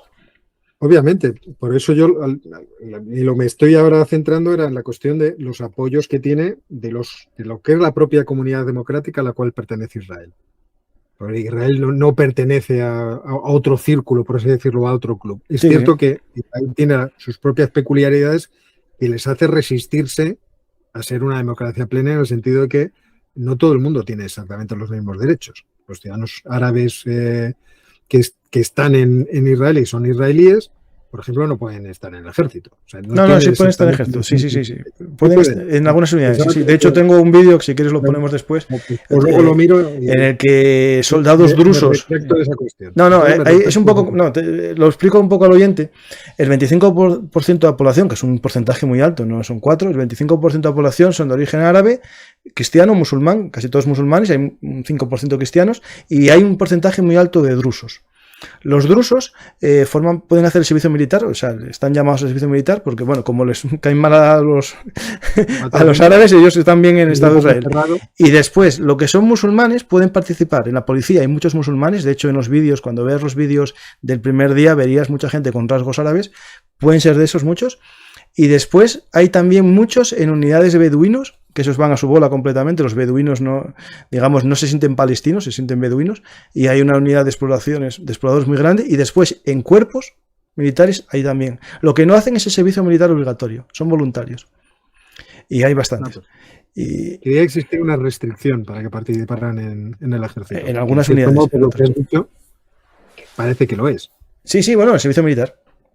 Digamos, no es obligatorio. Digamos, es solo para los que lo quieran ir voluntariamente, como profesionales. Sí, es una restricción, sí. Pero bueno. Volviendo al asunto. Yo creo que, claro, como tú dices, que es un problema muy complejo. Por una parte está la cuestión de, bueno, tienes que comportarte como una democracia, te jodes. Yo creo que es el planteamiento. Los Estados Unidos se saltan de forma, en fin, olímpica muchas veces ese tipo de comportamiento, lo sabemos. Pero yo creo que sigue siendo un elemento importante del apoyo, por ejemplo, de la Unión Europea a Israel. Sí. Y por otra parte están los bienes que quería destruir Hamás, en este caso todas las alianzas diplomáticas, que también es un bien a conservar. Y se vio en la reacción inicial de las monarquías árabes, absolutamente prudente. Bueno, pues esos bienes se pueden destruir dependiendo de cómo sea la operación. Sí. Irremediablemente tendrá que ser una operación muy sangrienta, muy violenta y muy arriesgada, porque ¿de qué otra forma vas a destruir a los miembros de Hamás si no es yendo a buscarles? Porque yo creo que con bombardeos no les van a matar a todos. No, si están bajo tierra. Ir a buscarles. Sí. Entonces, ahí está la dificultad del asunto. El cómo conectar o cómo hacer armonizar los intereses de no matar muchos civiles y eliminar Hamás, yo entiendo que es una ecuación muy difícil de resolver, pero afortunadamente ni tú ni yo estamos en la situación de tener que diseñar esa operación. Pero yo creo que las restricciones a esa operación, desde el punto de vista del Estado de Derecho, existen. Otra cosa es que Israel diga, Estado de Derecho ni que leches, vamos a por ellos, porque al fin y al cabo lo que hay que hacer es desactivar completamente la amenaza de Hamás. Pero eso ya es otra historia. Estoy poniendo el vídeo, después te lo paso para que lo veas, en el que sale un soldado israelí cantando las típicas canciones, dejé el alcohol, dejé no sé qué por ir a la guerra y tal. Y en teoría se tiene que ver aquí a los soldados drusos. Aquí. Aquí está un soldado con la bandera drusa que está aquí a la derecha y otro con la bandera árabe, digamos la árabe, no palestina, la árabe. Y están aquí entre el ejército, entre la unidad del ejército israelí. Es decir, esto es algo que no está, digamos, en los medios de comunicación porque van siempre a la versión sencilla de la historia, ¿no? Pero esto es así. De hecho, no sé si viste la serie Fauda. No. Tienes que verla, es muy buena. Yo me enganché a ella ya hace un tiempo y para mí te hace una visión de lo que es las operaciones especiales encubiertas en Gaza. Se meten, hablan árabe, y ahí aparece la historia de una chica policía israelí, árabe, palestina, que está en el ejército israelí, la policía, que pues cambia de bando un poco porque su hermano, tal, bueno, historias, pero muestra un poco la realidad de una árabe en la policía israelí, que no es algo raro, es bastante habitual. Pues, Óscar, algo más así, una pregunta, esto ya solo para ver si te mojas o no. ¿Puede haber alguna conexión aparte de Irán? ¿Algún país que esté interesado en que esto sea un centro de atención? Vamos a ver, todo el mundo está hablando de que este es un segundo, bueno, todo el mundo, hay algunos analistas que, por lo menos gente que yo considero inteligente y bien formada y bien preparada, que ven en esto un segundo frente que Rusia quería que existiera, que podía haberse planteado en otro lugar, por ejemplo en los Balcanes, las fricciones entre Kosovo y Serbia, pero que puede surgir aquí, teniendo en cuenta que ninguno de nosotros piensa que Irán está al margen completamente de lo que ha ocurrido y teniendo en cuenta que Irán tiene una clara conexión con Rusia. A mí me extrañaría que Rusia estuviera detrás de este asunto porque Rusia ha tenido una relación con Israel, por ejemplo, en todo lo que es el conflicto de Ucrania, bastante, ¿cómo decirlo?, delicada. Y los israelíes también. O sea, se han tratado con una gran cortesía. No se han pisado las colas porque tenían intereses, en cierto modo, comunes. Los israelíes tienen un interés de poder operar en Siria sin que les entorpezcan las baterías antiaéreas de los rusos, y los rusos tenían un interés muy importante en que los sistemas de baterías antiaéreas israelíes no fueran a Ucrania. Yo entiendo que por esa vía se ha demostrado la diplomacia que siempre ha unido, en cierto modo, a Rusia y a Israel. No por nada, además, muchísimos judíos rusos emigraron después de la caída del Imperio Soviético, además en grandes cantidades, a Israel. Pues tienes que recordar que el origen de Israel, mañana tengo un programa que va a estar muy interesante en el canal de Historia sobre las raíces del conflicto, o sea, el origen antes del 48. La mayor parte de los que creyeron en el sionismo, ¿no?, en la creación del Estado en Israel, fueron de origen ruso, porque los pogromos en la época rusa de los zares y en la época soviética fueron muy sangrientos y muchos marcharon de allí. O sea, es decir, es verdad lo que tú dices, hay la segunda oleada después de la caída del muro de Berlín de mucho askenazí que llegó allí, pero los primeros tienen una visión bastante problemática del mundo ruso, ¿no?, y de su antisemitismo. Digo antisemitismo, no antisionismo, sino antisemitismo, que todos los conocidos que tengo que vivieron allí lo tienen muy claro. Que existe, que está ahí. Por eso es un tema de amor-odio. Bueno, pero en lo que son las relaciones diplomáticas, yo no recuerdo una fricción importante entre Israel y Rusia en los últimos tiempos. No, Rusia no, con los soviéticos sí. En la guerra, por ejemplo, del Yom Kippur. Pero con Rusia, yo no les. O sea, y lo que hemos visto en los últimos tiempos ha sido, bueno, se han tratado con la máxima cortesía. ¿Quién negociaba cuando estaban en los primeros tiempos del conflicto de Ucrania? ¿Quién estaba? Sí, estaba Israel negociando, sí. Estaba Neftali Bennett. O sea, vimos la entrevista interesantísima de Neftali Bennett cuando explicaba cómo fueron, no en detalle, pero en suficiente claridad, cómo fueron todas esas negociaciones. Entonces yo no veo ahí a los rusos sancionando, diciendo, bueno, sí, ahora vayamos a tope con esta historia. De hecho, la comunicación entre Netanyahu y Putin ha sido, yo creo que no ha sido una sola ocasión desde que se atacaron el 7 de octubre, se atacó Hamas a Israel. Yo creo que han hablado 2 o 3 veces. Y luego están los chinos. Los chinos son los que menos les interesa que haya follón, porque ellos quieren el negocio. Están interesadísimos en la ruta de la seda, en abrir todo tipo de infraestructuras, en conectar Europa con Asia, y lo que es el lugar por el que tienen que pasar todas las cosas, de repente se les incendia. No les veo tampoco especialmente interesados en ello. No, yo creo que aquí el gran interesado era Irán. Creo que la operación seguramente fue diseñada, esto obviamente es una hipótesis aproximadamente mía, fue diseñada por Irán. El momento, no sé quién lo eligió, no sé en qué momento, quiero decir, quizá fueron las propias necesidades de la operación. No, estaba el día simbólico, el 50 aniversario de Yom Kippur, que también, bueno, es un día tal y ahora podemos, porque además se vacía esto de gente y tenemos la oportunidad de pillarles por sorpresa. Pero no creo que haya realmente más actores más allá. No, yo creo que, a ver, aquí siempre hay algún beneficiado que viene bien esto, pero bueno, sí, para mí es Irán el que está detrás y sobre todo ellos mismos, ¿no? Jamás. A Rusia le conviene y a Rusia le convendría que esto fuera mucho más. Eso, justo, eso, sí. Le convendría, pero no creo que haya estado detrás. No, yo detrás no, que está favorecido, sí. No, debe estar sonriente y seguramente, oye, también le encantaría más que esto hubiera sido mucho más rentable que China invadiera Taiwán. Si nos vamos a poner a lo grande, oiga, pues vamos a lo grande, que los Estados Unidos tengan que dividirse de tal forma que no tengan capacidad de enfrentarse a los dos frentes. Estados Unidos con 3 frentes de ese tipo, puf. Claro. Bueno, Taiwán sí, porque en Taiwán se mojó más. En Taiwán siempre dijo que iba a hacer algo si hacían, ¿no?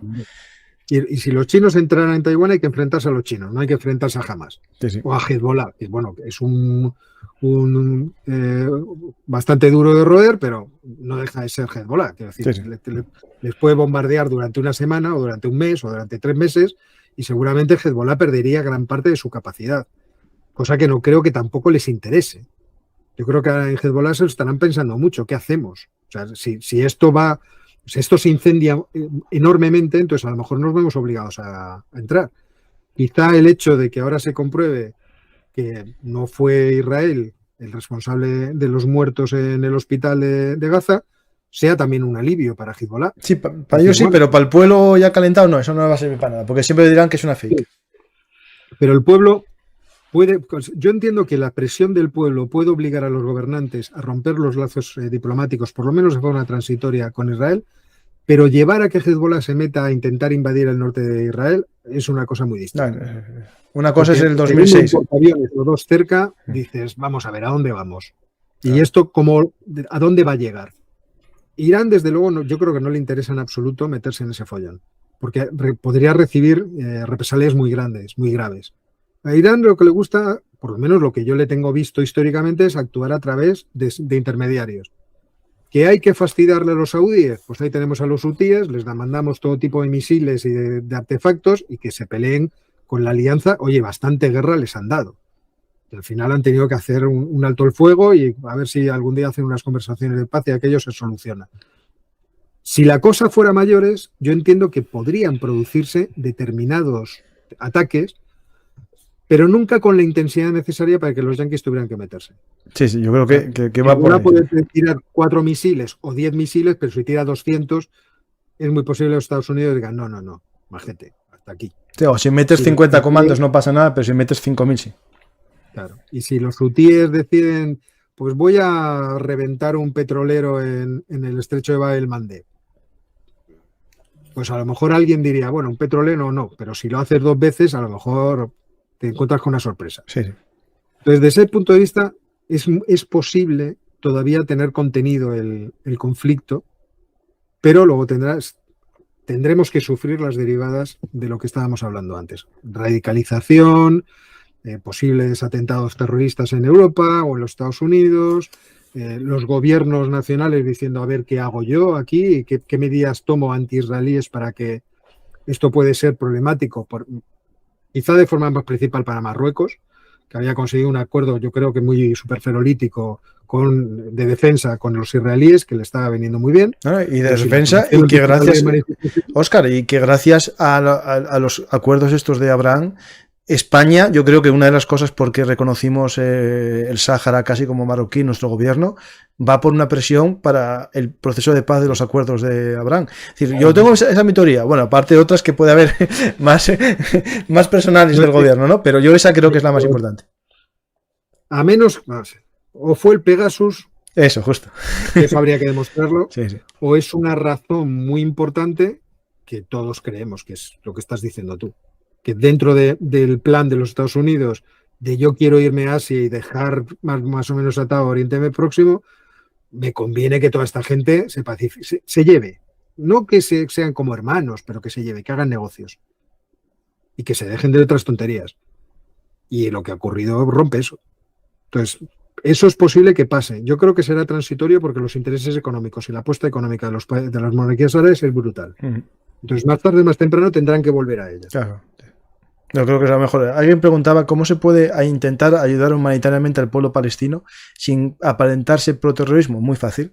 Que no todo el pueblo palestino es terrorista. Es decir, Cisjordania está gobernando la autoridad palestina, que en su momento lo fue, pero ahora está en la vía política, y si se le ayuda y enriqueces el país, poco a poco el proceso de paz yo creo que llegaría. Es más fácil el proceso de paz que llegue la paz que si usas la violencia como medio de paz, ¿no? Es decir, eso, porque el otro va a responderte siempre. Esto es un problema de ojo por ojo, diente por diente, ¿no? La ley del talión.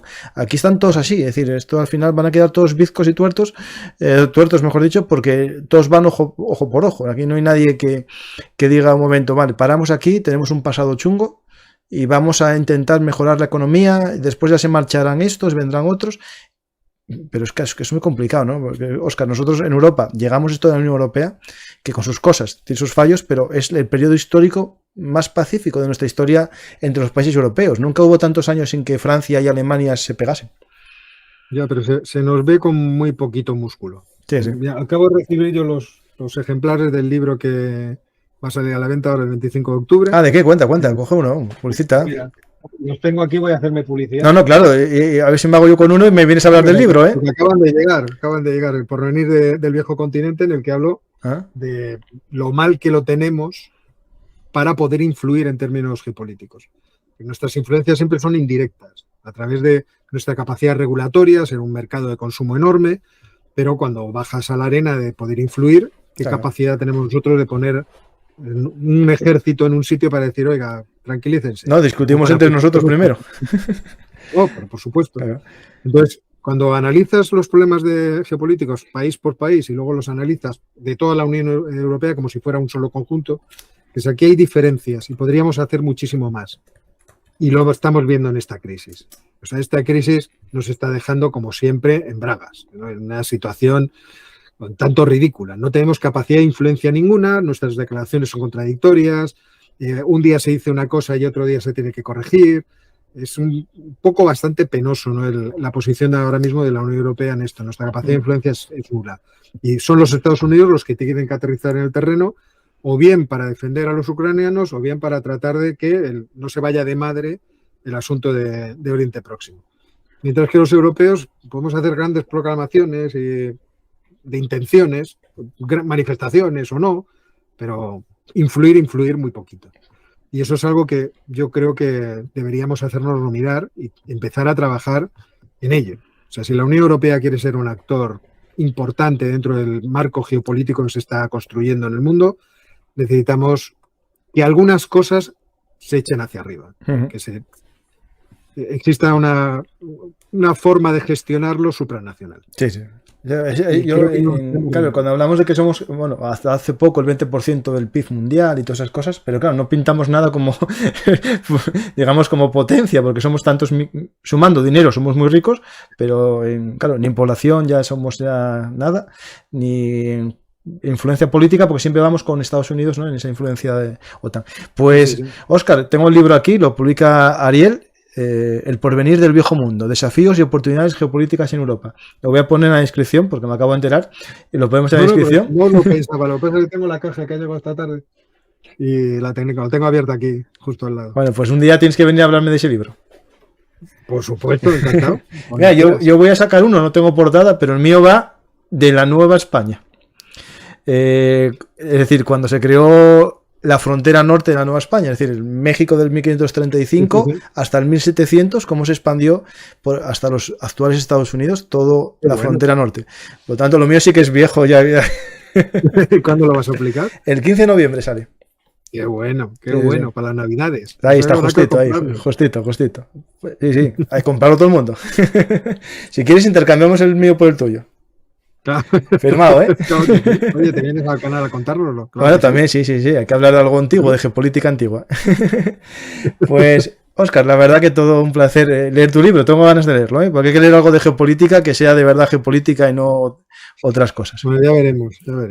Que si no he hecho mucho el ridículo. No, seguro que no. Vamos a ver algunas preguntas de la gente, ¿vale? Venga.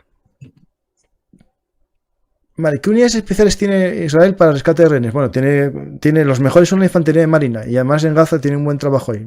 Pero bueno, es que esto es muy complicado porque yo creo personalmente que los rehenes los podrán sacar antes del comienzo del combate urbano, porque cuando comience el combate urbano van a ir sacrificando rehenes, yo creo. Por experiencia en otros momentos históricos. Es verdad que Israel, por ejemplo, ¿tú conoces la historia de este hombre que lo tuvieron 5 años? Geri no sé qué, Geri Sahar, que lo tuvieron en Gaza de estos 2 por 1000 o algo así, 1000, sí. Y fue el comienzo de una de las ofensivas israelíes en el 2008, fue porque saltaron la valla, secuestraron a este soldado y mataron a los 2 compañeros de la patrulla y comenzó un ataque. Yo creo recordar el vídeo de cuando es liberado, que yo creo que era Netanyahu el que le recibe y le abraza, y el muchacho está mirándome como diciendo, quítate que quiero ver a mi familia. Sí, claro, es normal. Quítate, marido, déjame ver a la familia.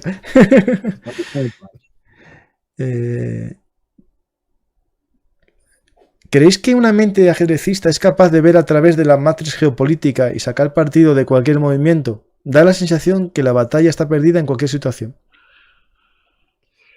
Vamos a ver, yo siempre he pensado que es muy difícil discernir en estos fenómenos tan complejos qué es lo que va a ocurrir. O sea, por ejemplo, pongamos una guerra cualquiera. Las guerras ofrecen tantas posibilidades a los contendientes, incluso el propio progreso del tiempo cambia las condiciones de tal forma que es muy difícil el determinar para dónde va a ir un sitio. Yo creo que una de las cosas que más nos apasionaba cuando éramos críos, es decir, adolescentes, era leer sobre la Segunda Guerra Mundial porque parecía inagotable. Sí. O sea, no siempre había una historia nueva, una batalla nueva. Yo me compré aquella enciclopedia italiana que tenía los lomos rojos de la guerra, la Segunda Guerra Mundial, que eran 6 tomos y luego sacaron 3 más. Y yo me los leí, los 6 tomos, y cuando sacaron los 3, era por fascículos. Yo los iba comprando todas las semanas. Además, mi padre se admiraba, decía, hijo, pero todas las semanas, o sea, sigues gastándote tu paga en... Yo sí. Ya apuntabas, Óscar. Me sorprendió cuando los 3 últimos, del 8 al 9, que eran como apéndices, yo decía, aquí no va a haber ya nada que... Y me los devoraba, decía, fíjate, y esto yo no me había enterado. Y es tan sumamente compleja la realidad que es muy difícil poderse anticipar a lo que va a pasar.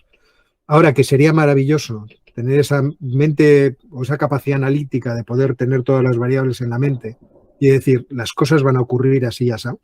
Y pongo solamente un ejemplo. Todo este conflicto no ha producido por ahora un despegue terrible del precio del petróleo. Sin embargo, hoy el precio del petróleo ha pegado un brinco que tengo que ver cómo ha evolucionado, porque desde esta mañana no lo he visto, porque Irán en un determinado momento ha pedido a todos los países árabes que dejen de venderle petróleo a Israel y que hagan un embargo. ¿El 73 va a empezar ya?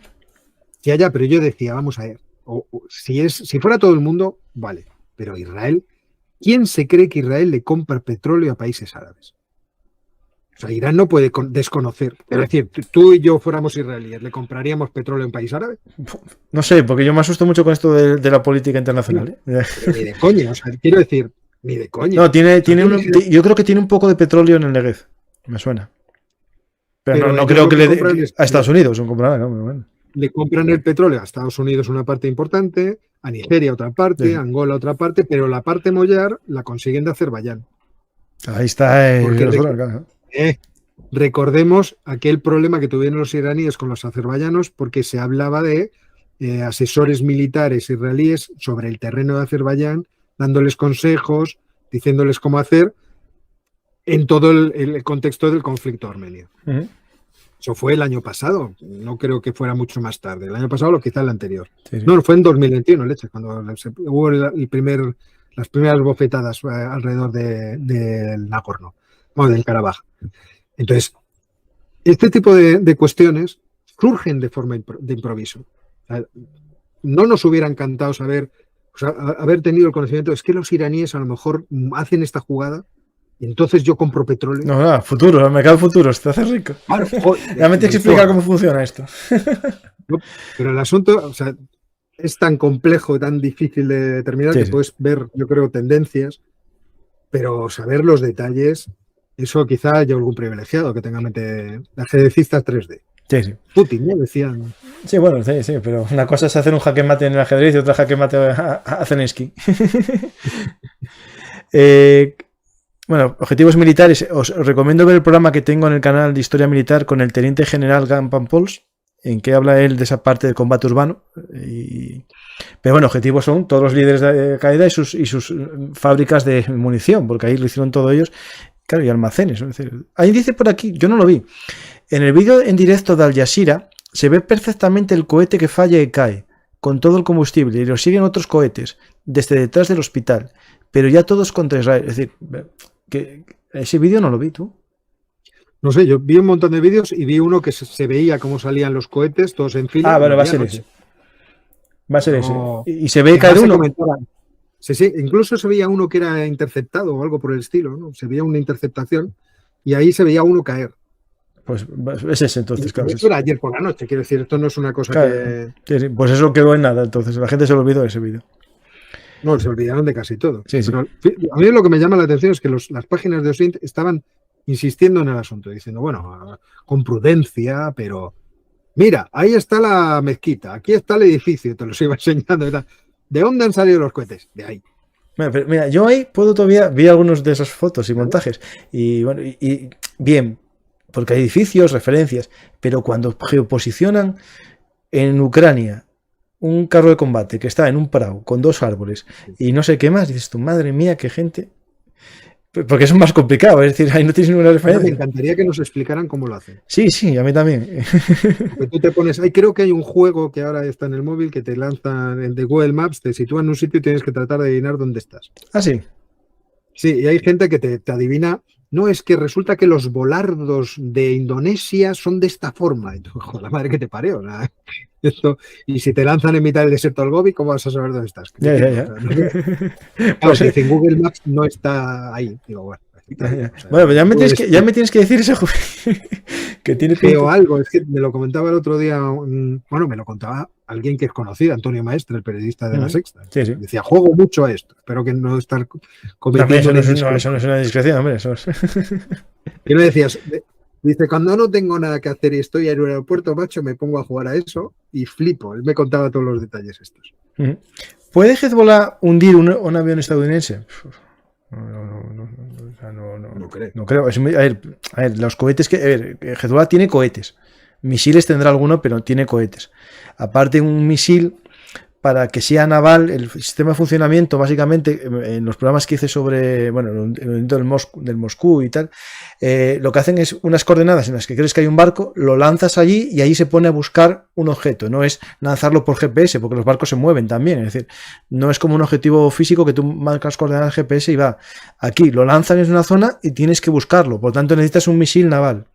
Aparte que en el caso los buques de escolta, hombre, si es una tormenta de misiles, sí, pero 5 o 6 misiles que no tienen avales Hezbollah, que yo sepa.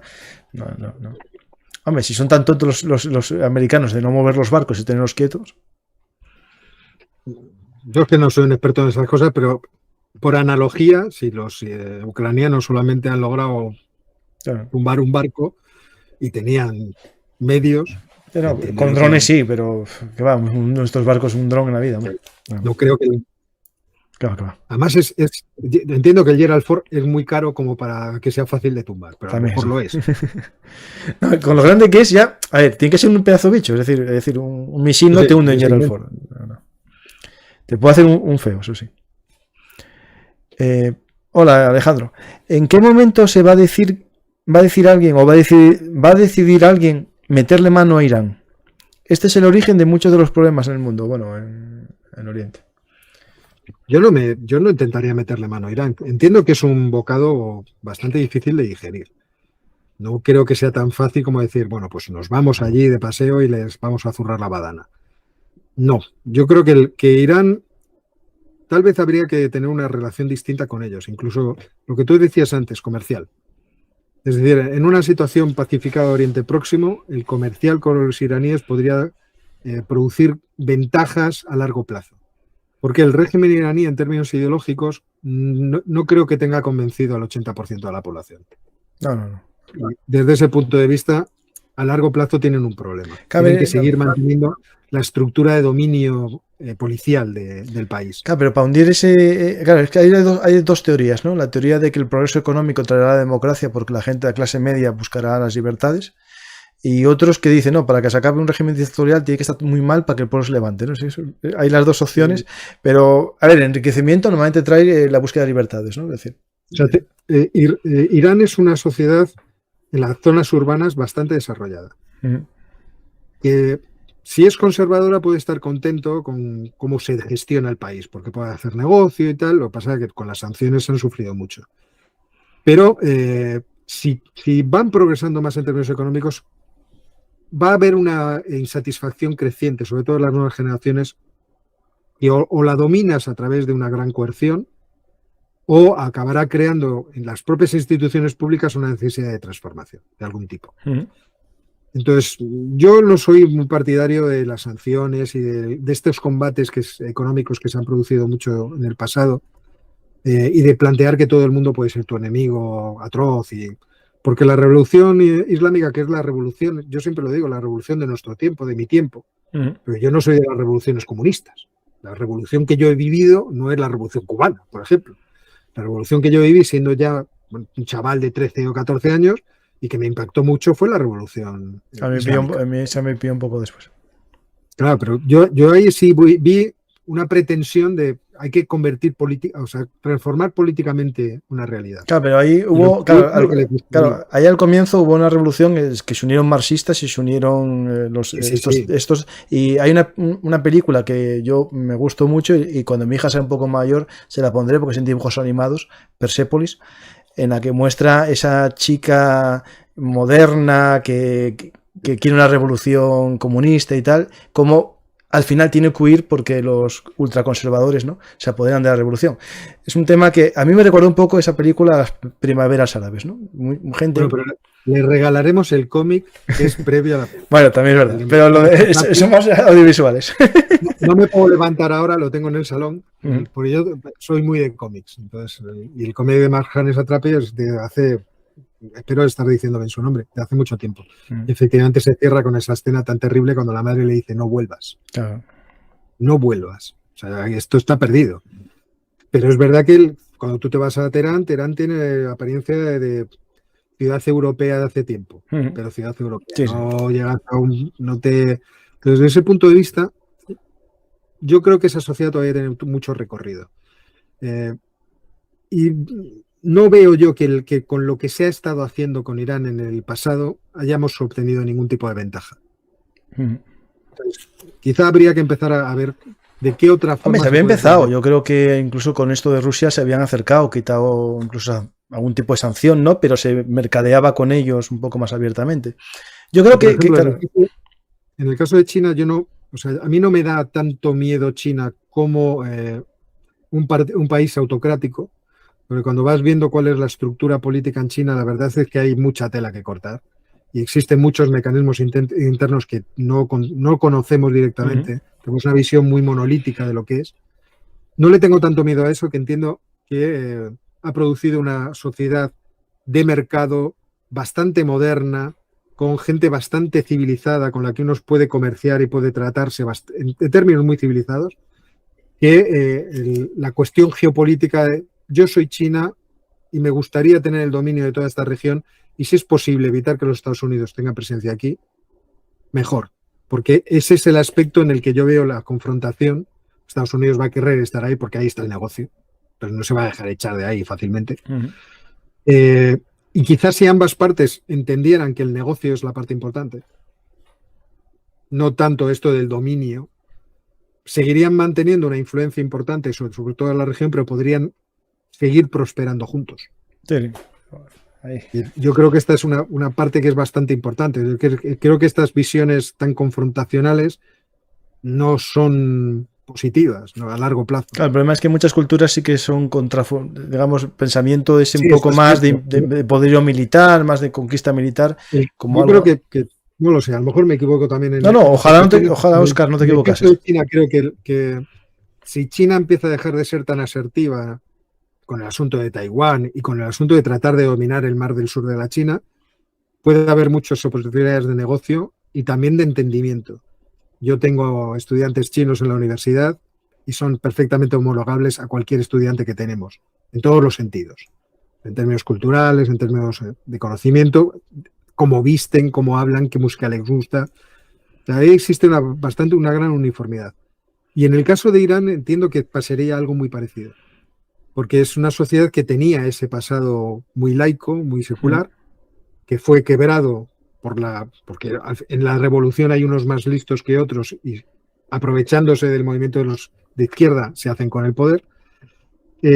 Quizá en otros países musulmanes esto puede causar todavía dudas, pero vemos que a medida que progresan ciertos países musulmanes también cambian muchas cosas en ellos. Por ejemplo, Arabia Saudita es un caso paradigmático de cómo el crecimiento económico incrementa el número de años que las niñas permanecen en el sistema educativo. Sí. Y ya están más o menos en los años que estamos nosotros, que están nuestras mujeres. Con lo cual, ahí también va a haber una serie de vectores de cambio muy importantes. Entonces, todavía queda mucha tela que cortar en el mundo, es verdad, porque todavía existe mucha pereza y mucho subdesarrollo. África es quizá ahora el sitio donde deberíamos fijarnos, pero yo sigo pensando que el asunto con Irán está mal planteado. Yo coincido contigo que es el comercio al final enriquece, pero también es verdad que en la historia nos demuestra que a veces países que están en una interconexión completa económicamente se declararon la guerra. Sí. Es decir, muchas veces también hemos visto que el progreso económico no ayuda a la paz. Claro. Todo eso es cierto. Existen otros componentes que son importantes. Efectivamente. El nacionalismo, las ideologías, la religión mal llevada, todo. Sí. No, y las cuitas pasadas. En el tercer geopolítico estaba hablando de la declaración de ayer del presidente Abiy etíope de que no tienen salida al mar. Y que a ver si le dejan una salida al mar, que ellos tienen derecho. Claro. Y claro, los eritreos han dicho que naranjas, los somalíes han dicho que naranjas, y los de Djibouti, que siempre se han llevado bien, dicen, no, pues si por aquí ya sacas lo tuyo. O sea, no, pero me gusta más que sea mío, no que me lo dejes tú. Ya, pero. E inmediatamente tuvo un comentario. Ya hay un país muy largo en el mundo que impide la salida al mar de otro, hablando de Bolivia y Chile.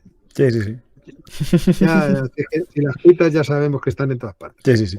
No te estás haciendo mucho. Estamos ahí.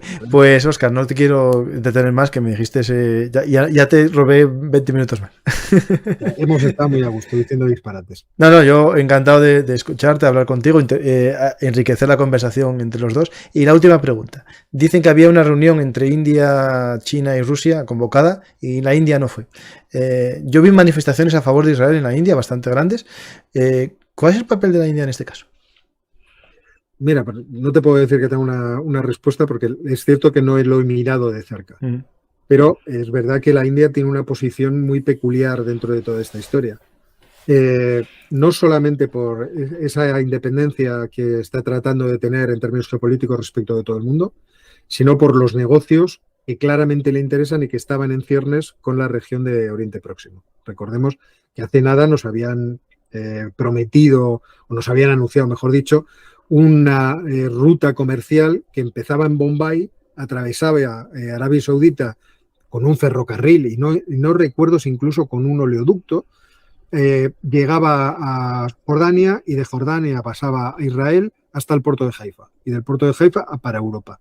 O sea, los intereses económicos de la India en términos geopolíticos van a crecer mucho.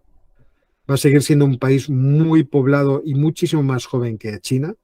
Por lo tanto, vamos a ver ahí cambios también de lo que son los pesos geopolíticos en la zona del Indo-Pacífico, sobre todo del Índico, aunque India querrá tener alguna cosa que decir más allá del Índico, y es posible que esa conexión haya tenido mucha importancia en cuál sea o que tenga mucha importancia, no voy a decir haya tenido porque no lo sé, no lo he mirado, pero que tenga importancia dentro de su planteamiento o su posición respecto de lo que está pasando ahora mismo en Gaza. Pues hay que estar atentos ahí, y el que quiera saber más, que siga el canal de Óscar Vara, que si no lo conoce, que es casi imposible que me conozca a mí, no conozca a Óscar Vara, y el que vaya a Óscar Vara, espero que siga aprendiendo, como hago yo muchas veces. Yo siempre que puedo te escucho.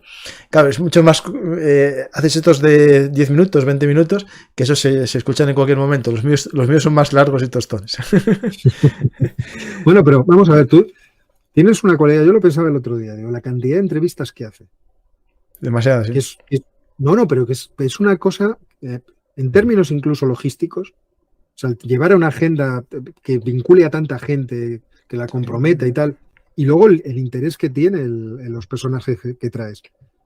Me parece que, como se dice habitualmente, tu canal debería ser más grande, pero no, el servicio que haces. O sea, yo muchas veces pienso en cómo esta descentralización que se ha producido gracias a Internet permite que hagamos un servicio. Sí. Y ese servicio, por ejemplo, en el caso de tu canal es muy evidente. No, en la historia yo tengo que reconocer que tengo contactos con meses, la gente espera 3 meses para venir a hablar aquí a ver un Artis Historia Militar, y la verdad que yo no me lo creo, es decir, descentralizado completo.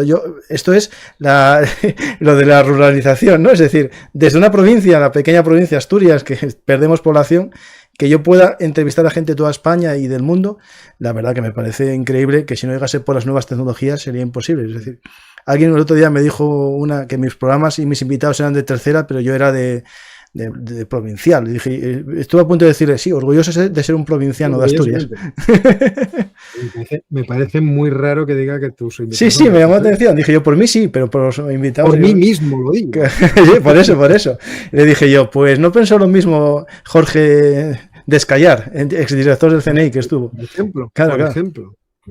Sí, yo quedé asustado. Y ayer el teniente general Gampampolos, Garat, es decir, yo hay sueños. Ya cuando viniste tú la primera vez, Óscar, te lo dije, qué ilusión me hizo que vinieses a mi canal ya hace un tiempo, y la verdad que voy haciendo cada vez más agenda. Yo siempre bromeo, nunca tuve una chorbi agenda como Will Smith. Pero vamos a ver, yo conocía o sea, porque cuando dices tu canal, tal, yo conocía tu canal, lo que pasa es que me fijo muy poco en el número de suscriptores. Yo conocía tu canal y yo había visto vídeos tuyos.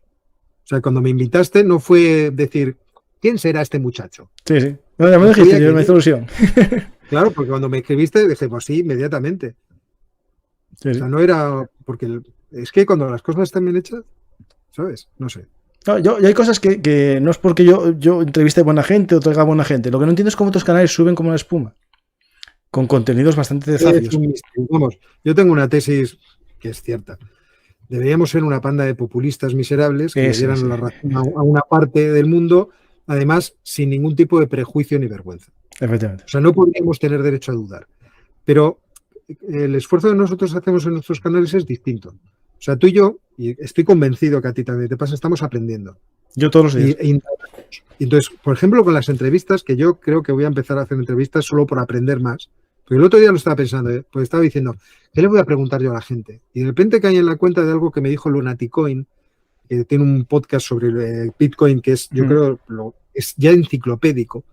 Un día que me entrevistó, y yo le dije, cuando terminamos, ¿qué entrevista más detallada? Y me dijo, claro, es que yo me lo planteo desde el punto de vista, hay una cosa que no sé. ¿Quién me la puede explicar? Y entonces lo que hago es las preguntas de lo que yo no sé. Y tenéis la amabilidad, todo el mundo al que llamas, tenéis la amabilidad de venir a explicármelo. Entonces el primero que está aprendiendo soy yo.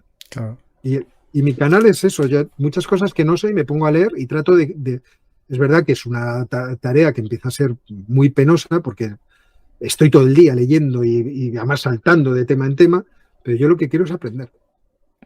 Y luego lo que aprendo lo pongo en internet. Sí. Y esa es lo único que ofrezco. O sea, yo no ofrezco una guía, ni ofrezco la verdad, yo ofrezco, mira, yo he aprendido esto. Y creo que puedo decir que lo he aprendido. Entonces lo ofrezco. Y el otro día estaba pensando, tengo que empezar a hacer entrevistas solamente porque es verdad que es una forma rápida de aprender. Y por ejemplo, estaba pensando, ¿qué especialistas tengo en la Universidad Autónoma? Por ejemplo, de temas de Oriente Próximo, tal, que nos puedan explicar Y eso es lo que haces tú en tu canal. O sea, traes a un tío, oye, explícanos. Explícame. Yo interrumpo a veces cosas y añado cosas que hay gente que le encanta y otros lo odia. Porque yo, claro, es una entrevista, pero es más una charla. Yo al final, cuando estoy con alguien, pues también hablo con él, le pregunto y aprendo, ¿no? Es decir, yo siempre decía a mi padre, arrímate a buena sombra que te va a cobijar, ¿no? Y pues esto es lo mismo. Si tienes gente que no sabe, pues no vas a aprender nada, ¿no? Pues esto es el juego de aprender. El día que no tengamos, Óscar, ganas de aprender, nos unimos al mainstream, al mainstream. Como negocio, vamos a generar. Claro. Pues nada, no, es mejor hacer lo que hacemos porque nos gusta y no como otros que lo hacen solo para hacer caso. Pues, Óscar, todo un placer, la verdad. Tengo que echar ojo al Porvenir del Viejo Mundo. ¿Cuánto sale a la venta? 25, la semana que viene. Ah, bueno, está ya a puntito. ¿Vas a hacer presentación en Madrid o algo así, no? Bueno, haremos una, porque lo estaba comentando con la editorial y me decía, la presentación no es algo muy decisivo. Y digo, pues me monto una presentación en la universidad y lo retransmitimos en el Geopolinómico, se toma pinta. Claro, ya está. Sí. A ver, y ya está. Sé que voy a tener un número bueno de gente que no voy a meter en una librería. Digo, pues puede ser una buena idea. Sí. Yo un día, ya acabamos, cuando un día invité a un autor que había hecho un libro sobre Ucrania, ¿no? Y dije, tal, y me lo envías, dije, no me da tiempo a leerlo, tengo esta semana, quiero leerlo, pero no me da tiempo. Y se pone, no, es que para ir a tu programa, para hacerte una entrevista, y no voy. Y dije yo, pero a ver, aquí esto es algo que ganamos todos. Tú vienes aquí, hablas de tu libro, muestras el interés del libro y la gente lo va a leer. Es decir, aquí la gente solo piensa a veces, no sé, en cosas muy extrañas, no sé, porque una presentación de un libro, como decía algún amigo, me dice, es que yo nunca tuve 100 personas viéndome a la vez. Digo yo, claro, ni 200, 100 son muchas en una presentación de un libro, nunca hay 100 personas. No, pero yo creo que la gente no es consciente de la suerte que tienen en YouTube, o sea, los que tenemos un canal. Y eso que acabas de decir es que lo comentaba ya ayer por la noche. Yo me acuerdo alguna vez cuando empezábamos con Geopolinómicos teníamos a 100 personas en directo y yo decía, flipo. O sea, yo cuando tuve 5. He reunido en una conferencia 100 personas, jamás. Sí. El otro, ayer tuve 1.300, casi 1.400 y decía, o sea, te puedes acostumbrar, pero cuando lo piensas 2 veces es un privilegio. No, yo a ver, jamás, cuando estudié la carrera de Historia, estudié por hobby, ¿no? Y yo tenía mi profesión, mi trabajo de profesor, y estudié la carrera de Historia por hobby. Después, cuando estuve a punto de ser vecino tuyo, marchar a vivir a Madrid, me puse a estudiar 12 asignaturas trabajando, salía de trabajar, me ponía a estudiar en la UNED para tener más posibilidades de encontrar trabajo en Madrid, ¿no? Que con Derecho. Y bueno, me puse diciendo a la gente, no te sirve para nada de historia. Y dije, a mí me gusta, me apasiona, es algo que me encanta. A lo mejor no quiero dar clase de historia, prefiero dar clase de derecho, que es más tranquilo en FP que en la secundaria, pero me encanta. Y ahora, tener la suerte de poder conocer gente como tú, con todos los que vienen por aquí, para mí esto es disfrutar. Mi mujer dice, estás todo el día ahí grabando, pero sé que disfrutas por la vida. Es decir, yo estoy aquí en vez de ver la tele, ¿no? Pues qué estúpido hobby nos hemos encontrado. Sí, la verdad que sí. Es así, pero sí. Es divertidísimo. Por desgracia, hablando de a veces de desgracias, el otro día me dijo una que solo hablaba de desgracias. Dije, pues, es que alguien tiene que hablar, así mejor tratarlas con rigor que buscando el amarillismo, ¿no? Pues eso. Pues nada, Óscar, muchas gracias y no te quiero molestar más. Sé que tienes que hacer una cosa ahora. Venga. Pues si quieres decir algo al público como despedida. Nada, que ha sido un placer y que cada vez que me llames, pues vendré. No, te voy a llamar para escribir. Vamos, fenómeno. Sí. Esto vamos a hablar del porvenir del viejo mundo, que esto es algo que sí me importa mucho, porque creo que nuestro continente, ese viejo mundo que llevó cosas muy buenas al mundo, alguien dirá que llevó solo maldad, pero llevó la democracia, unos valores para mí humanísticos muy importantes, puede morir, y si muere, puede morir la democracia como algo que generó Europa, ¿no? Es decir, Europa y algunos países de nuestro entorno cultural. Es decir, no es un concepto que haya existido en otros lugares. Esto es algo que no sé si lo tratas en tu libro, ¿no? Yo trato en el libro lo que es la idea de Europa en uno de los capítulos. Lo que pasa es que también hay que entender que la idea de Europa ha cambiado enormemente. Ya, claro. y que tiene además muchos enemigos. Porque la Europa colonialista, la Europa imperialista, todo eso obviamente ha existido. Y ahora sirve también como narrativa contraria a la propia democracia y al propio espíritu europeo. Eso es evidente. Sí, sí. Pero Europa también es todo eso que tú decías y mucho más. Eso no lo trato en detalle, pero, por ejemplo, tengo por aquí el libro de Dalmacio Negro, en algún sitio lo tengo por aquí, pues seguramente detrás de la luz que tengo aquí puesta, el de Lo que le debe Europa al cristianismo, que es un libro que pesado de leer, pero absolutamente desvelador. Pues tendré que echar un ojo a ese libro, que no lo conozco. A supuesto Europa. Pues mándame el título de... Te lo mando. Dalmacio Negro es un catedrático de ciencias políticas, ya está muy mayor, es un hombre ya muy mayor, sabio absoluto. Sabio absoluto. Conversar con él, estar en una conferencia es muy interesante, sobre todo cuando estaba en plenitud de fuerzas, porque era un torrente de conocimiento, o sea, te inundaba. Nosotros hicimos hace mucho tiempo un congreso sobre la transición rusa, al que le invitamos en la embajada de Rusia. Y la conferencia que nos dio, que se llamaba Las 5 Rusias, fue apabullante. Y cuando invitamos a comer a los que nos habían apoyado dentro de la embajada rusa, no al embajador, sino los que eran funcionarios por debajo, estábamos cenando enfrente de la embajada de Rusia aquí en Madrid y uno me decía, no conocía a este hombre y tal, pero todo lo que decía era de una precisión. Y eso que te lo diga un ruso cuando un español estaba hablando de tu país es una cosa muy encantadora. Sí, sí. Eso es nivel. Eso es nivel. Pues, Óscar, muchas gracias. La verdad, todo un placer hablar contigo. Y no, vas a venir en breve. Ya te digo yo que tienes que hablar de tu libro. Pues, te mando un abrazo internautico. Pues lo mismo. Y me despido de todo el mundo, como siempre, agradeciéndoos que hayáis visto el programa. Espero que os haya gustado. Si es así, dar a me gusta, dejar un comentario y suscribiros aquí a Ver un Artist Actualidad Militar si es la primera vez que lo veis y al canal de Óscar Vara.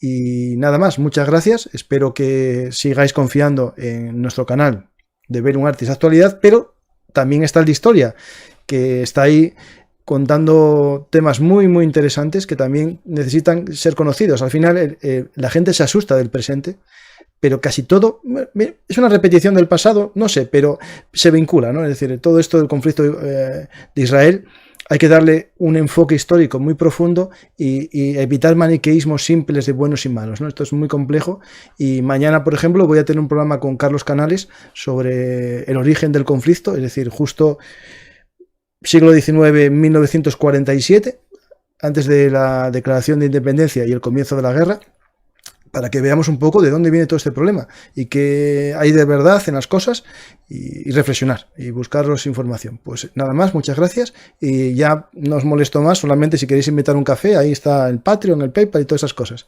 Porque me pueden desmonetizar este programa, ¿qué importa? Como dijo Óscar Vara, disfrutamos hablando de lo que nos gusta. Gracias a todos y hasta la próxima oportunidad.